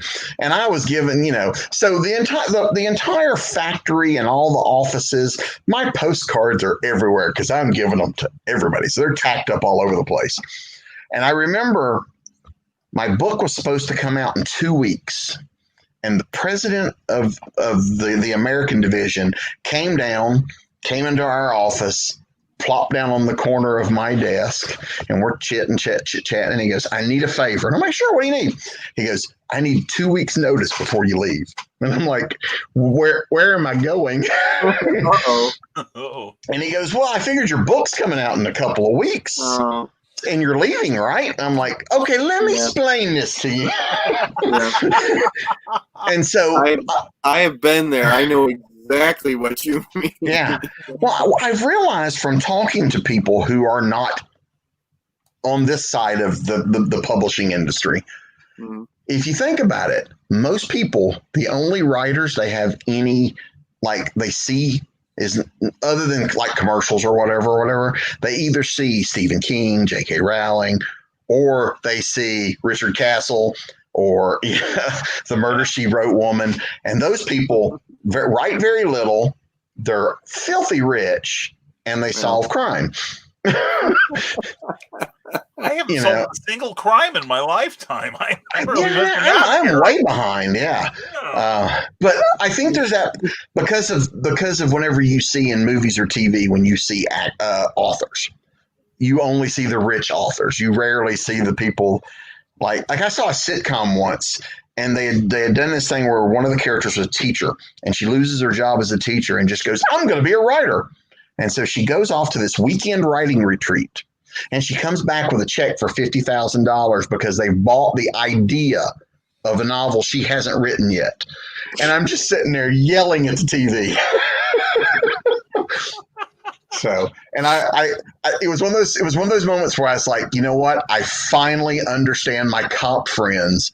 I understand now why Paul Bishop can't watch TV shows about cops. Yeah. You mentioned the glamour. It's like I had a friend who got into the writing business, and she was telling me, you stay at all these fancy Super 8s. You see all these great places like Des Moines, and Marion, Illinois. It's like, living La Vida Loca. Even before I was published, I'd go to conventions, and you'd see these beautiful booths and the people just sitting there signing books. I didn't realize those people are also the guys schlepping in the books, stacking the books. Right. It's not that I don't love it, mind you. But, oh no. But there is this one little problem. Every year I get a little older, and those books get a little heavier. My yearly problem is paying self-employment tax. Get that one too, yeah. Yeah, I don't know. Mine's getting easier. Some months it's there's hardly anything to declare. So yeah, mine's pretty simple. It's pretty embarrassing when you go to get your taxes done, and they go, is this a typo? No, that's really what I made this year. And they're like, wow. Or your wife must have a real job, right?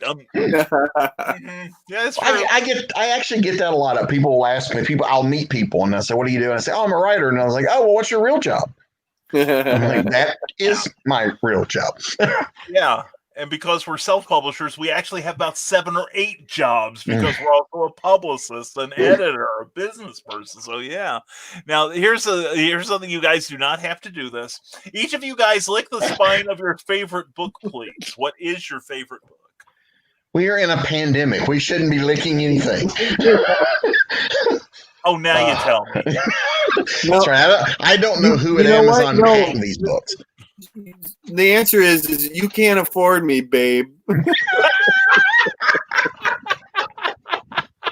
I only do the weird stuff for De Niro. Okay. That's go to Jim's OnlyFans page. I'm just a slut, so everybody knows what I'm here for. So it's all right. So is it favorite book of our own or a favorite book that somebody else wrote? No. Well, if you're talking favorite book of our own, it's one of those that changes. It's like choosing your children. Yeah. But I do have that. I always use Evil Ways as my go-to answer because it was my first novel, you know. But but choosing somebody else's, that's always hard too because I'm always reading new books that I like better than. Yeah. I guess one of my favorite books of my own, the one that I always hold up is Airship Hunters. Mm-hmm. Airship because I feel like there's a bigger life for Airship Hunters. I can't say that necessarily for all, my other books, but Airship Hunters is a book that I've tried to pitch as a movie or as a TV series, or just something bigger than just being a novel. But that's co-authored with Dwayne Spurlock, and I'm just supremely proud of that one from top to bottom. The way it looks, the way it reads, everything. But yeah, I mean, it's exactly what Bobby said. It's like those are my kids. I can't sit, Ask me what my least favorite now. we already talked about it. It's Bobby's favorite character. Oh, that's right. You've told me. Yeah. And and occasionally, like if one of your kids ever wins an award, they move to the top of the stack, or they suddenly have a sales spurt, you're my new favorite. Yeah, and I'm sitting here thinking all the things I've done to this book, and you're now calling it my children. Officer, I'll go quietly. You know what I'm saying? So, anyway, Jason Waltman says one of my life goals happened a few weeks ago when Adam Messer and Bobby Nash mentioned me on public radio in Georgia. Yes. I was on Adam Messer's show. Adam has a Sunday show he does in Savannah, Georgia. Adam also is the guy behind Valhalla Books, and I just did a story for him in The Devil's Due, which just came out. And so I was a guest on Adam's show, a couple weeks ago. Not this Sunday, but the Sunday before. And we were talking about Domino Lady, and I fell in love with this character when I was first hired to write her, because it's like actors. They always say, they ask actors, "Can you ride a horse?" And they'll say yes, whether they can or not, and then they go take lessons. I was asked, "Do you want to write Domino Lady?" And I'm like, "Yes," before I ever said I've never heard of Domino Lady. And so I went and tracked down it was easy research. She only had 6 stories in the 30s. And so I wrote her. And Jason has also fallen in love with the character, and he is writing on his Facebook page. He's writing fiction with Domino Lady teaming up with a character of his called Red Shade. And he's just putting those out through his Facebook page, and they're a lot of fun. And so we've both bonded over our love of this old Pulp character from the 30s. That's fantastic. Now, Michaela Jade says, I hate doing graphics. I put it off until I absolutely must get it done. How do you push through that kind of procrastination, what is the one or maybe two things or three that you guys put off till the end in your self-publishing that you pray to God the somebody entire take thing from it? Yeah, every bit of it is part of my procrastination. But you know what I do every single time when I hit that point, I get help, and not just psychiatric help, but but no, I do that. You know what? I get a friend, or somebody, and I say, if you will just help me with this one thing, this is going to kick, But don't go it alone. Bring somebody in, and if graphics are your problem, then get a friend of yours who likes to work on graphics, or can offer you some sort of encouragement.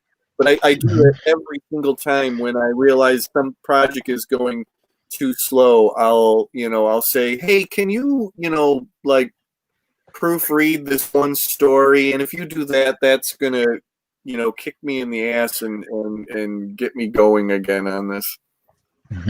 Yeah, I'm a big procrastinator. Once I get started, I'm fine. It's getting started that's the problem. Yeah. There's this old joke someone told me once that says, this is a writer. You wake up in the morning, you go, today I am going to write, but first. And you can just kind of fill in the blank there. But, because how many times have you said, I need to write today? Man, the office sure does need to be cleaned. Or, the lawn needs, there's all that. Yeah. But, and I should remind her as well that this episode is sponsored by Plasma Fire Graphics, who does some fantastic. Your book matters to you. Wow. Yeah. So there you go. Shameless plugs for everybody. Now, I will say this. Better you than me. I'm glad I wasn't asked to do that. I will say this: if there are things that you're not good at and you're doing these yourselves, or there are things you need help on, you find other people that are doing similar things you do. Find someone that is good with that, and maybe you're better at production of setting the manuscript to get it ready to go to print. And this person is better at graphics, and you swap off. They'll do graphics for you. You do some production work for them. The barter system is awesome. Yeah. So there are all kinds of ways to find people, because none of us are rich, and there are great ways of, promoting each other. Whenever I do a book, I make sure I promote everybody that's involved, like with the snow book, Jeffrey is doing covers. So I make sure when we talk about the snow books and his art's there, cover art by, here's a link. So you're always helping promote whoever you're working with. When I work on anthologies, I try to tag as many people in social media posts, or because it's, to use I'm trying to think of the word, to use a phrase here that's not uncommon to your listeners. A rising tide truly lifts all boats. And I firmly believe that. So it's like, and I love that about roll. Yeah. And I love that about the indie writing community, that they're so helpful with each other. Yeah. So there are ways. Was there a shameless plug, that rising tide thing? Nonsense. No, that was no shameless plugs around here. Haven't you learned that? That was just something that I realized as I was about to say the saying that, I'm on a show for the So wow, that worked out great. Yeah, it just rolls, baby. I like the part where the writer couldn't think of a word. That was my favorite part of that whole thing. I'm constantly going like, what? How do you say? Yeah. Words hard. Yeah, and then other times you get me rambling and things just spew out of me that are just like, if I'd have been trying, would have never come out. Yeah, or I can remember like Plasma Fire Graphics, when the look of your book matters to you, but then I have to sit here and think, what's my web address? Yeah. Yeah. That's why I pay the money to have BobbyNash.com, because I don't forget that. right. That's why I tell everybody all my social media is Brian K. Morris. Otherwise, I would be totally confused. More so than I am. Jason Waltman also says that he's still waiting for that Black Cat and Domino Lady team up. Yeah, Black Cat should go into the public domain in about 60 years. Yeah. Not that we're keeping track. Not Marvel's Black Cat. The other Black Cat. Okay. The Harvey one. Yeah, is she public domain? No, I don't think so. No, sure. Because Harvey was still publishing stuff with her or licensing her like into the 80s. Because I've got a book that was written by Mark Evanier and drawn by Murphy Anderson. So yeah. Sometimes what is and is not in the public domain is tough to figure out. So I always go with the if I'm in doubt, I'll skip that character. Yeah, for sure. And honestly, the one place I think is a really good place to figure out what's in public domain is Wikipedia, because here's where I've done my homework, folks. The Sonny Bono Copyright Extension Act of 1997, I think it was, has expired. And so it was frozen for the longest time in 1922 and before. Was public domain in most cases, but now I think it is up to, I think in January it's going to be up to something like 1925 or 26. Yeah, and public domain gets weird too. I mean, because like there are, especially like when you get into other media, like there are TV shows and movies where the actual episode is public domain, but the characters are not. Well, that's when you get into this discussion about copyrights and trademarks. Yeah. The copyright may be up, but the trademark, is not, Right. That's really important to remember. A company can lose the copyright on something, but if they have the trademark on it, you're going to get a cease and desist letter. Most times I say just create your own version, Doc Caliban, Doc Angry, whatever, make your own. And you know what? I bet you're going to have a lot more fun, Right, because you're not constrained. You're not constrained by the, wait, I can't do that, Right, right. And then that gets back into the whole thing about working for a license. Yeah. What you can and cannot do. That's a huge conversation. Right there. But yeah, I would say, look into the difference between a copyright and a trademark, and don't go around telling people, well, the copyright's expired. Like, well, the trademark's not. So what? Yeah. Put out that Tarzan novel and see where it gets you. Even though, like, the first 6 or 7 are now in the public domain. Yeah, you as a publisher can reprint those. Yeah. Yeah, whoopie-doo, but yeah, right, because there's still a trademark on Tarzan, right? Exactly, and it's not like ERB Inc. is at all litigious. Right. Well, and it's like when we did the At the Earth's Core graphic novel for Dark Horse, we were adapting the novel, which is in the public domain, and we had all the rights in the world, but we still went to ERB Inc. to get their okay before we did it. Sorry. And sorry, making noise there. But yeah, so because it's just, even though, that story is public domain, those characters are not. And so it just made more sense to us to go to them and say, hey, well, not me personally, but the people above me, to go to them and say, hey, we want to do this. Is it okay? And get their official blessing. Yeah. So. Yeah, this is the one case where asking permission before forgiveness is totally understandable. Right. Absolutely. Yeah, and Cindy Cap has another question that we've kind of touched on already, but still, is Pulp more about style or setting? For example, can you get style? Yeah, it's style. Yep, it's absolutely style. So, believe me, you can adapt a Pulp style of writing to anything. And I'm the example. I'm the poster boy for that. Along with procrastination. But it's definitely style. You know what? And the way you can find that out is look back at all the pulp magazines that were published from the 20s up through the 50s, and you will see every kind of genre and every kind of setting. There's almost nothing that wasn't published. It is definitely a style. Yeah, there were romance pulps. There were train pulps. There were stories about people taking train trips. Yeah. There were sports stories. There were science fiction stories. There were monsters. I mean, there was everything under the sun. So it was. I think there was even like business pulp, Mhm. like banker, like pulp for bankers. I mean, they literally tried everything, and chances are there was a magazine that would have that theme, and if not, then you're going to find stories.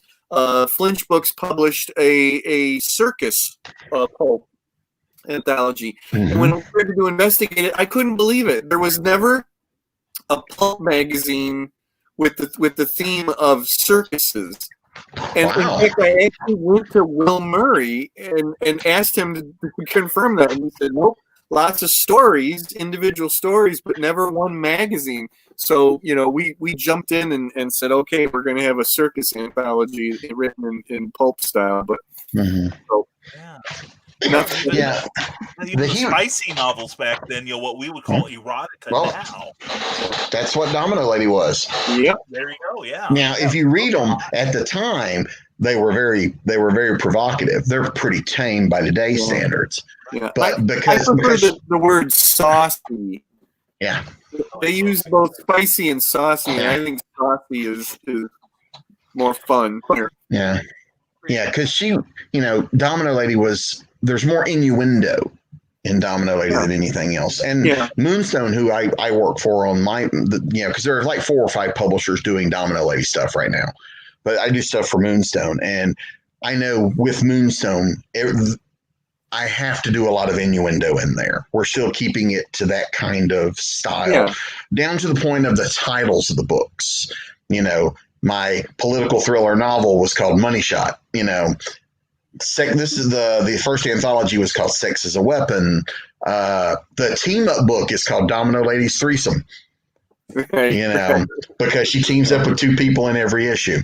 The new anthology coming out is Gentlemen Prefer Domino Lady. So there's a lot of that kind of stuff, not only in the titles, but in the books as well. There's a lot of Generally, back then, spicy and saucy meant that the women lost their clothing.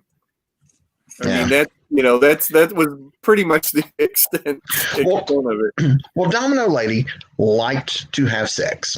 That they say that in the originals, but she is not above casual sex. We don't see it. We see the lead up to it, and it's over. There's a lot of in those original 6 stories. There's a lot of her making cooing sounds, or her lips forming a perfect O, and that kind of stuff. But yeah, she dressed very scantily. Wow. Yeah. But those were the extent of, it's kind of like a TV show from the time, you'd see them going for the clinch, and then the camera goes to the ceiling. It's the literary version of that. Yeah, waves against the shore. Yeah. This is great. All right, Cindy Cap has another question. Some writers don't read in the genre they write to avoid accidentally snitching someone else's stuff. Do you read in the genre you write in, or we should make that plural, since we're not one-trick ponies here? If I didn't read in the genres that I write in, I would only read fantasy and erotica, because those are about the only 2 I don't dip a toe into. Yeah, I don't have any problem with reading the same genre that I'm writing in. Most because I enjoy those genres, and I've been reading them all along. I'm not gonna stop now. And I trust myself that I'm not going to purposefully take somebody else's plot or idea or accidentally. There's only so many plots in the world, right? It's like there's only so many musical notes. It's how you put things together. I will admit, sometimes in reading books, for fun, I will say, "Ooh, I like how they did that." Well, And I don't necessarily, sure. I'm not necessarily stealing it, Sure. but it might give me a good idea of how Yeah. I could write that kind of thing. Yeah, it's a So- launching pad. Yeah. Yeah. Definitely. Well, and also some genres call them touchstones. Certain certain aspects of the genre that you need to have to identify it within that genre. Sure. Mhm. So Sure. knowing the conventions is very, very useful. So Mhm. and I'm sorry, Jim, were you saying something? No, I'm agreeing. Absolutely. Yeah. That's what it was. Brian's not used to you agreeing with him. I know, really. Yeah. Yeah, this is a banner moment right here. If you saw it here first, folks, Jim actually agreed with something I said. Actually, anybody agreeing with something I said, I'd probably be fainting. And our fellow conspirator in Pulp Reality #1, Kelly Austin, glad to have you here. Hi, gentlemen. A question, if I may. Of course you can. What do you consider to be the greatest pulp/literary work ever made? Oh, jeez. Yeah, wow. Yeah, right? Huh. I don't know. I will cheat. I will give a non-answer answer. Raiders of the Lost Ark is the best pulp story I think I've ever seen. Huh. It ticks off all the boxes for me. Yeah. Now it's not a literary thing, so that's why it's kind of a non-answer answer. But yeah, I don't know. Yeah. Yeah, I have probably too many, but boy, I wouldn't even know where to even begin with that, and I apologize. Every time I could think of one, I would say, "Oh no, there would be this." As far as pulp goes, I would tend to read the character pulp more than in just an individual story. I'm always gonna lean towards it's Doc Savage is my most favorite pulp character. But there are probably several that I would say are standout novels. But yeah, as far as literary, wow, Wicked, the original, novel of Wicked would be, as far as like literary goes, definitely very high on my list. Wow. Yeah, I'm scanning the bookshelf that you guys can't see. Going like, Yeah, see, I'm doing the no, same thing. Mine's across from me there. because there's different books hit me at different times too. Right. Right. And just like picking what's a favorite of the ones I've written, it's a different answer every time you ask me because it depends on, because some books are favorites because of when I read them or they tie to a memory. Like a couple of years ago, I tracked down the first book I ever read. When I was little, my mother she used to get the Reader's Digest books. That was a bunch of books in one. You guys, and they edited them in some way. I don't know how, but anyways, I remember reading this story I fell in love with the story, but I'd only read it in the Reader's Digest, and then I was like, I had no idea what had happened to those books. So a couple years ago, I actually went on eBay and found a copy fairly cheap of the regular novel, not the Reader's Digest, but the regular novel, just to have it. Now I read it again. It didn't hold up quite as well as but it is still so tied to that memory of the time I read it and what it made me like certain types of stories because it was my first introduction to survival stories. Because there's a book called Snowbound 6, and there's a storm comes in. These people are trapped on a mountain trying to get off the mountain in the snows, in the blizzard. It's a fantastic little adventure story. And then the reason this is foremost in my brain, I'm cleaning out my brother's stuff. My brother passed away earlier this year, so I'm finally getting around to cleaning out his room and his place. And I found the Reader's Digest that had that story in it 2 days ago. So it's fresh in my mind because but again, it's the memory of the time more so than the book.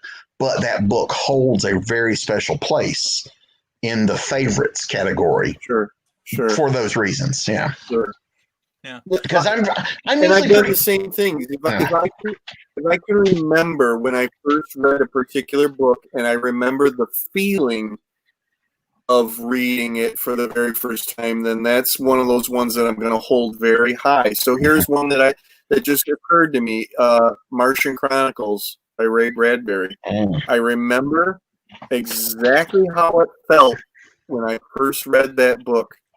And it was an incredible sensation. Now I've read it a couple times since then, and it's never quite the same again. It's still an incredible book, and it still looms very, very large, in my life. But there'll never be anything like that first time reading it. Talk about one of the first novels I ever read, and still is probably my favorite children's novel of all time is Charlie and the Chocolate Factory. And again, I remember exactly how it felt to when I first read that book. It's definitely one of the ones that got me to be a reader. Mm-hmm. Absolutely. Sorry, I'm skimming the bookshelves. Yeah, and I will say the two best literary and or pulp books in the world are Snowfalls and Sergeant Gina. So anyway, all right. Hashtag ass kisser. Anyway, but a lot of times, a lot of my memories of the books are held to where I bought them. I'm lucky that I can remember a lot of times of where I was, or especially if I bought it from an author or met the author, that ties into it, or like even books I've worked on, like, Jim and I are both part of the G.I. Joe book where we talk about our memories of G.I. Joe. And as cool as the book is and the memory of the book is fine, what sticks with me now is the two of us, and there's 4 other people who were part of the book on a panel at Dragon Con, all together with this huge audience, listening to us talk about our memories of G.I. Joe. So that now is the when I see that book, that's the memory it triggers. Yep. Yeah, that was good times, very good times. That is awesome. That is awesome. Now, we've only got a few more minutes to go here. We will not get to everyone's questions, but we really appreciate. I know you're shocked, Bobby. I know. I wait till you sit down. Yeah. Well, let me say this: if there's anybody that we don't get to, and you want your question answered, shoot it to me over on my Facebook, and I will answer it. I'm sure these guys will as well. Yep. Tweet it at me or hit my Facebook fan page. That's no problem. Love to do that. Excellent. That's why I love these guys. Now pick a good last question, Brian. Well, I'm going to go through the questions. We're going to get some, but I want to read some comments that you guys are getting. Okay. We're doing a lightning round. Yeah, pretty much. Jason Waltman says, Jim and Bobby are the types of people I would enjoy meeting at IHOP at 3 a.m. That sounds like a convention trip. Sounds like a date to me. Rick Bradley says, your story, Bobby, makes me thankful for the authors that are there for me for my first steps. And author Michaela Jade says, Bobby, I just fell in love with you. The way you treat people, that's awesome. Why him? Why hey, let me have my moment. I love you, Jim. I love you. I don't get these moments often. Let me have it. Thank you, Michaela. Brian, thank you, but it's just not the same. I'd be nervous if it was. I only get that thrill when strangers tell me that. And Jason Holman says, I read all 3 Green Hornet novels and want something more to read. So I picked up the Domino Lady, Sex as a Weapon. That book changed my life. Mine too. Wow. Yeah, but, working on that book, I'm so it's weird. They're backwards when I look at it on the screen. But working on that book opened up so many doors for me that I got like 4 writing gigs with publishers because I had a story in that book. Wow. So, which is awesome. And so now, Jason, next year you have Jim's Green Hornet novel to look forward to. So there you go. And Michaela J asks, we'll make this the last question here. Thank you to everyone who has asked questions, but we'll make this the last one because it's the last thing here. Guys, what is your best marketing idea? What is this marketing that you speak of? That thing that other people do, Jim, apparently. I post my book on Facebook. Yeah. Well, I hear if you go on these video talk shows, that you'll sell 1,000 copies. Bobby, do you need a medical assistance? Wait, my marketing idea is to write a New York Times bestseller. That one's a goal. On that one. That's one of those goals that I haven't met yet. That's out to the future. Yeah, my marketing idea is to sell one of my books as a movie, to option it as a movie. How's that? Yes, right. Netflix needs Snowfalls. That's right. That's right. So, in all seriousness, though, I will say this. In all seriousness, I do a lot, and again, all this is stuff I've learned on the go. I've never been smart enough to go try to take a class or anything, but I've learned a lot from other people, seeing what other people do. If you're looking, I would say an email newsletter list, get people to sign up for it. Those are people that want your news. So that's a built-in audience that you can send stuff to once a month or whatever. That's always great. Learn to write press releases. Learn to make press kits. Learn to be able to do readings that you can put up on YouTube or whatever. Learn to do things like that you can just say, here's information about my books because you're not just selling your books, you're selling you. And you get that information out to places. And that's where it becomes the turkey shoot is you're sending it out to 100 places, hoping 2 will run it. Yeah. And if you get more than that, that's a bonus. But that's why if you watch creators, and I won't just say writers, creators on social media, there are a lot of people that are trying a lot of different promotional ideas. This is promotion. Coming on, as much fun as we're having, that's what we're doing. We're still here. We're still talking about our books. We're having a good time. You're getting to know us because sometimes you may have no interest in Domino Lady. What is that? But you know what? I like the guy that wrote that. Maybe I'll try it. So there's things like that you can do. So you try different things. You see what works and what doesn't, and then you shift and try again. Yeah. If that makes any sense. I'll add 2 things to that. Do shows if you're able to. Yes. And not every show is going to be fantastic, but the more that you do, the you're going to, people are going to seek you out if they start to, know that you're going to be at these shows. And you're also going to, have all your books fronted to people who are readers. And I forgot the other one. You know what? Do promotional prices on your book. I just did my very first few. I did 99-cent, e-copies for the first Sergeant Janice book and for my DC Jones and the Adventure Command. And I didn't sell a ton of them, but I did sell more than I normally would, and I know that people picked it up that maybe normally wouldn't have. But that's another thing that you can do, especially if you have a series, is do the first one at a very special low introductory price, a couple weeks, whatever, and get people hooked, and then go from there. And I will also say on the self-published stuff, the stuff I do through Ben Books, I make all of those because I print them through Kindle Direct, the Amazon. I make all of the ebooks available to read for free to people that subscribe to Kindle Unlimited.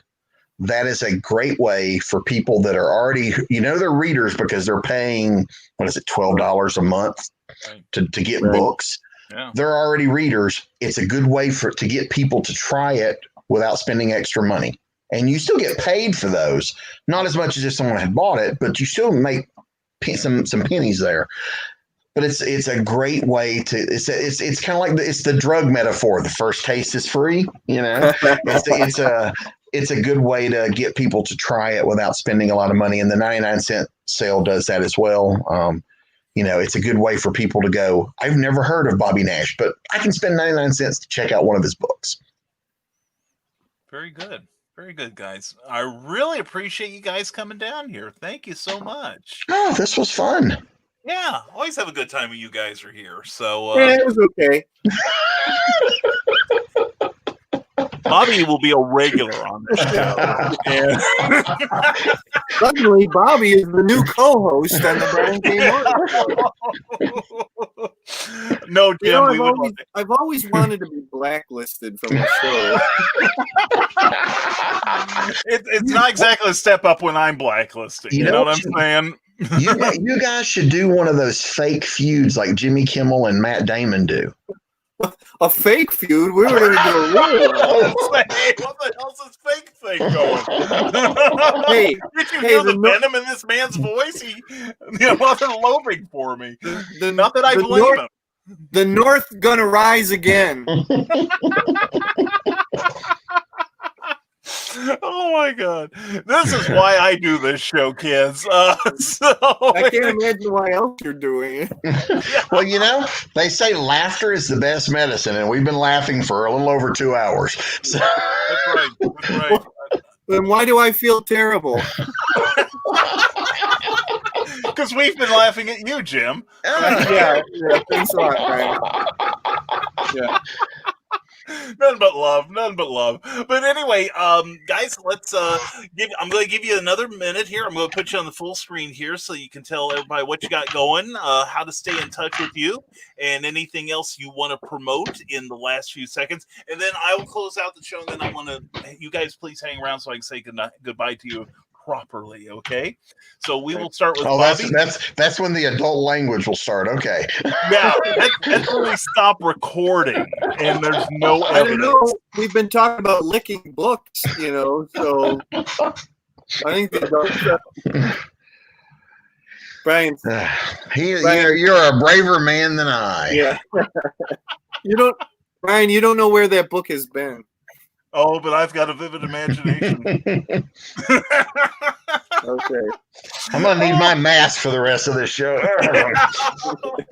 Preferably one that goes over most of your face so you're not identified, right? So facial recognition can't work for you.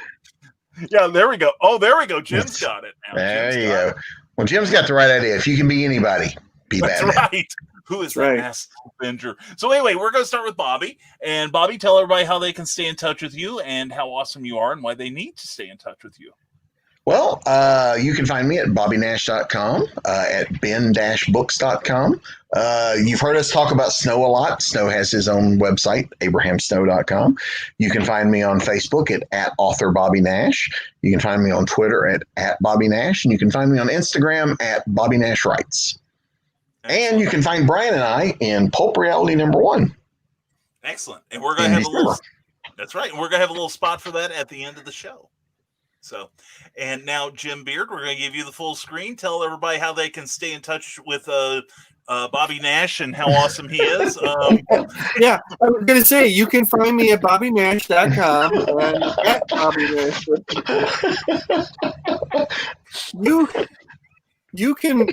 You can buy all of my books, and you should buy all of my books at Amazon. Just put my name in, and I have this beautiful Amazon author page, although it should be called an Amazon writer page, but we won't get into that. On Facebook, 2 places. I only mentioned one before. The first place is the Beard, the Jim Beard fan club, and my own Flinch Books page. And I want to make sure that I tell everybody, tomorrow, Veterans Day, November 11th, Flinch Books is going to be making a very, very cool announcement about a brand new book that just happens to involve, who else? Bobby Nash. Sort of a little sneak peek about that announcement. Something that's going to be really, really cool, and I hope everybody stops by the Flinch Books page and checks it out. And you can find me on Twitter at writer Jim Beard.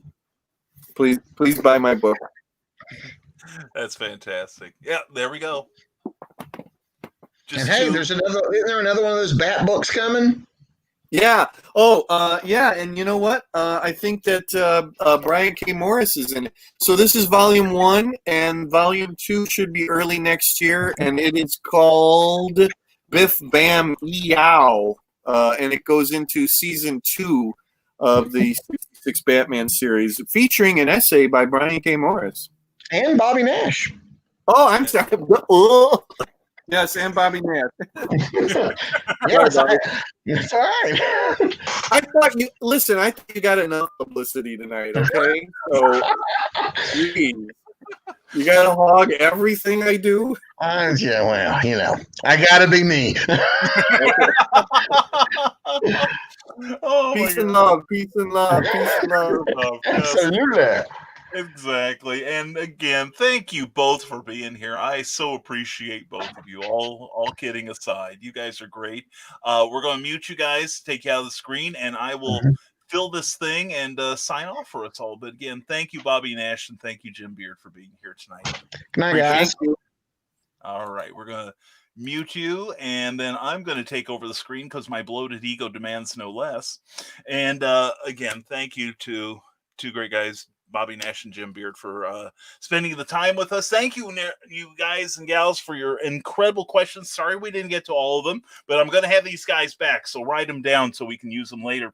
Also, thank you to Indie Vent for making us a part of the proceedings here. We appreciate you greatly. Also, next week's show will have the Dastardly Dingoes themselves, the hosts of the great podcast, Brian Rodman and Jeremy Woodring. They're going to talk about broadcasting. Brian will talk about his publishing, comics. It's going to be a fun show, and we hope you'll join us next Tuesday at 8 p.m. Eastern for that show. So, as always, don't forget risingtide.pub, where you can sign up for my free monthly newsletter. The next issue goes out December 1st, where we're going to have all kinds of motivation, education, and inspiration, secret links, and maybe a special, fun thing, sales thing or 2. You never know. Plus inspirational quotes and a video that is just for those subscribers. Also, please don't forget our Patreon page, Brian K. Morris, all lowercase, all one word. And if you're watching us on YouTube, thank you very much for watching us either on Geek Insider or the Brian K. Morris Rising Tide Publications page. Be sure, if you enjoyed what you saw here, and how could you not, please give smash that thumbs up button, and be sure to subscribe, because that helps us in so many ways. We appreciate everyone who's subscribed so far, and please ring that bell. You'll get 30 minutes notice that we are on our way. And if you're watching on YouTube at the Indie Event page or on Rising Tide Publications, again, please give that page a like, because it helps so much in their searchability. And I can't think of anything else to tell you except you've all been a joy. We've had a blast here. Thank you all very much as I try to get to where I'm supposed to be next on this thing. Anyway, thank you all for being here tonight on Clever Title Pending. And as always, stay smart, stay safe, wash your hands. Never apologize for being awesome. Thank you all for being here on Clever Title Pending. Oh, and also thank you to Plasma Fire Graphics for their sponsorship of this episode. It's plasmafiregraphics.com, when the look of your book matters to you. Night, everyone.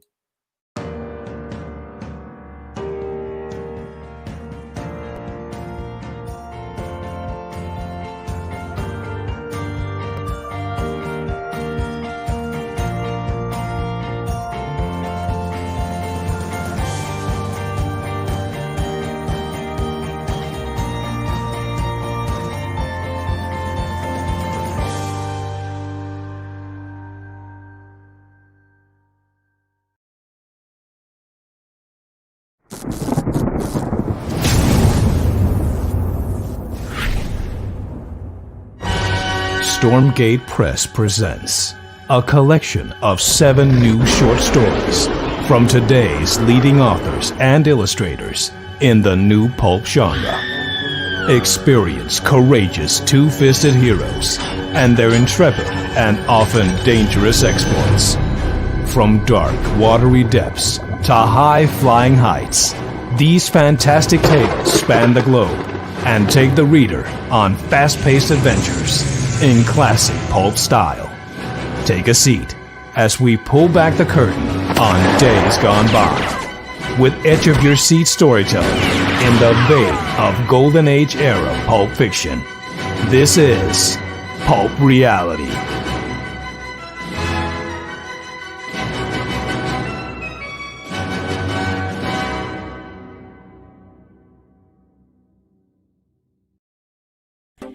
Thank you for tuning in to Clever Title Pending, a Rising Tide Publications and Brian K. Morris production.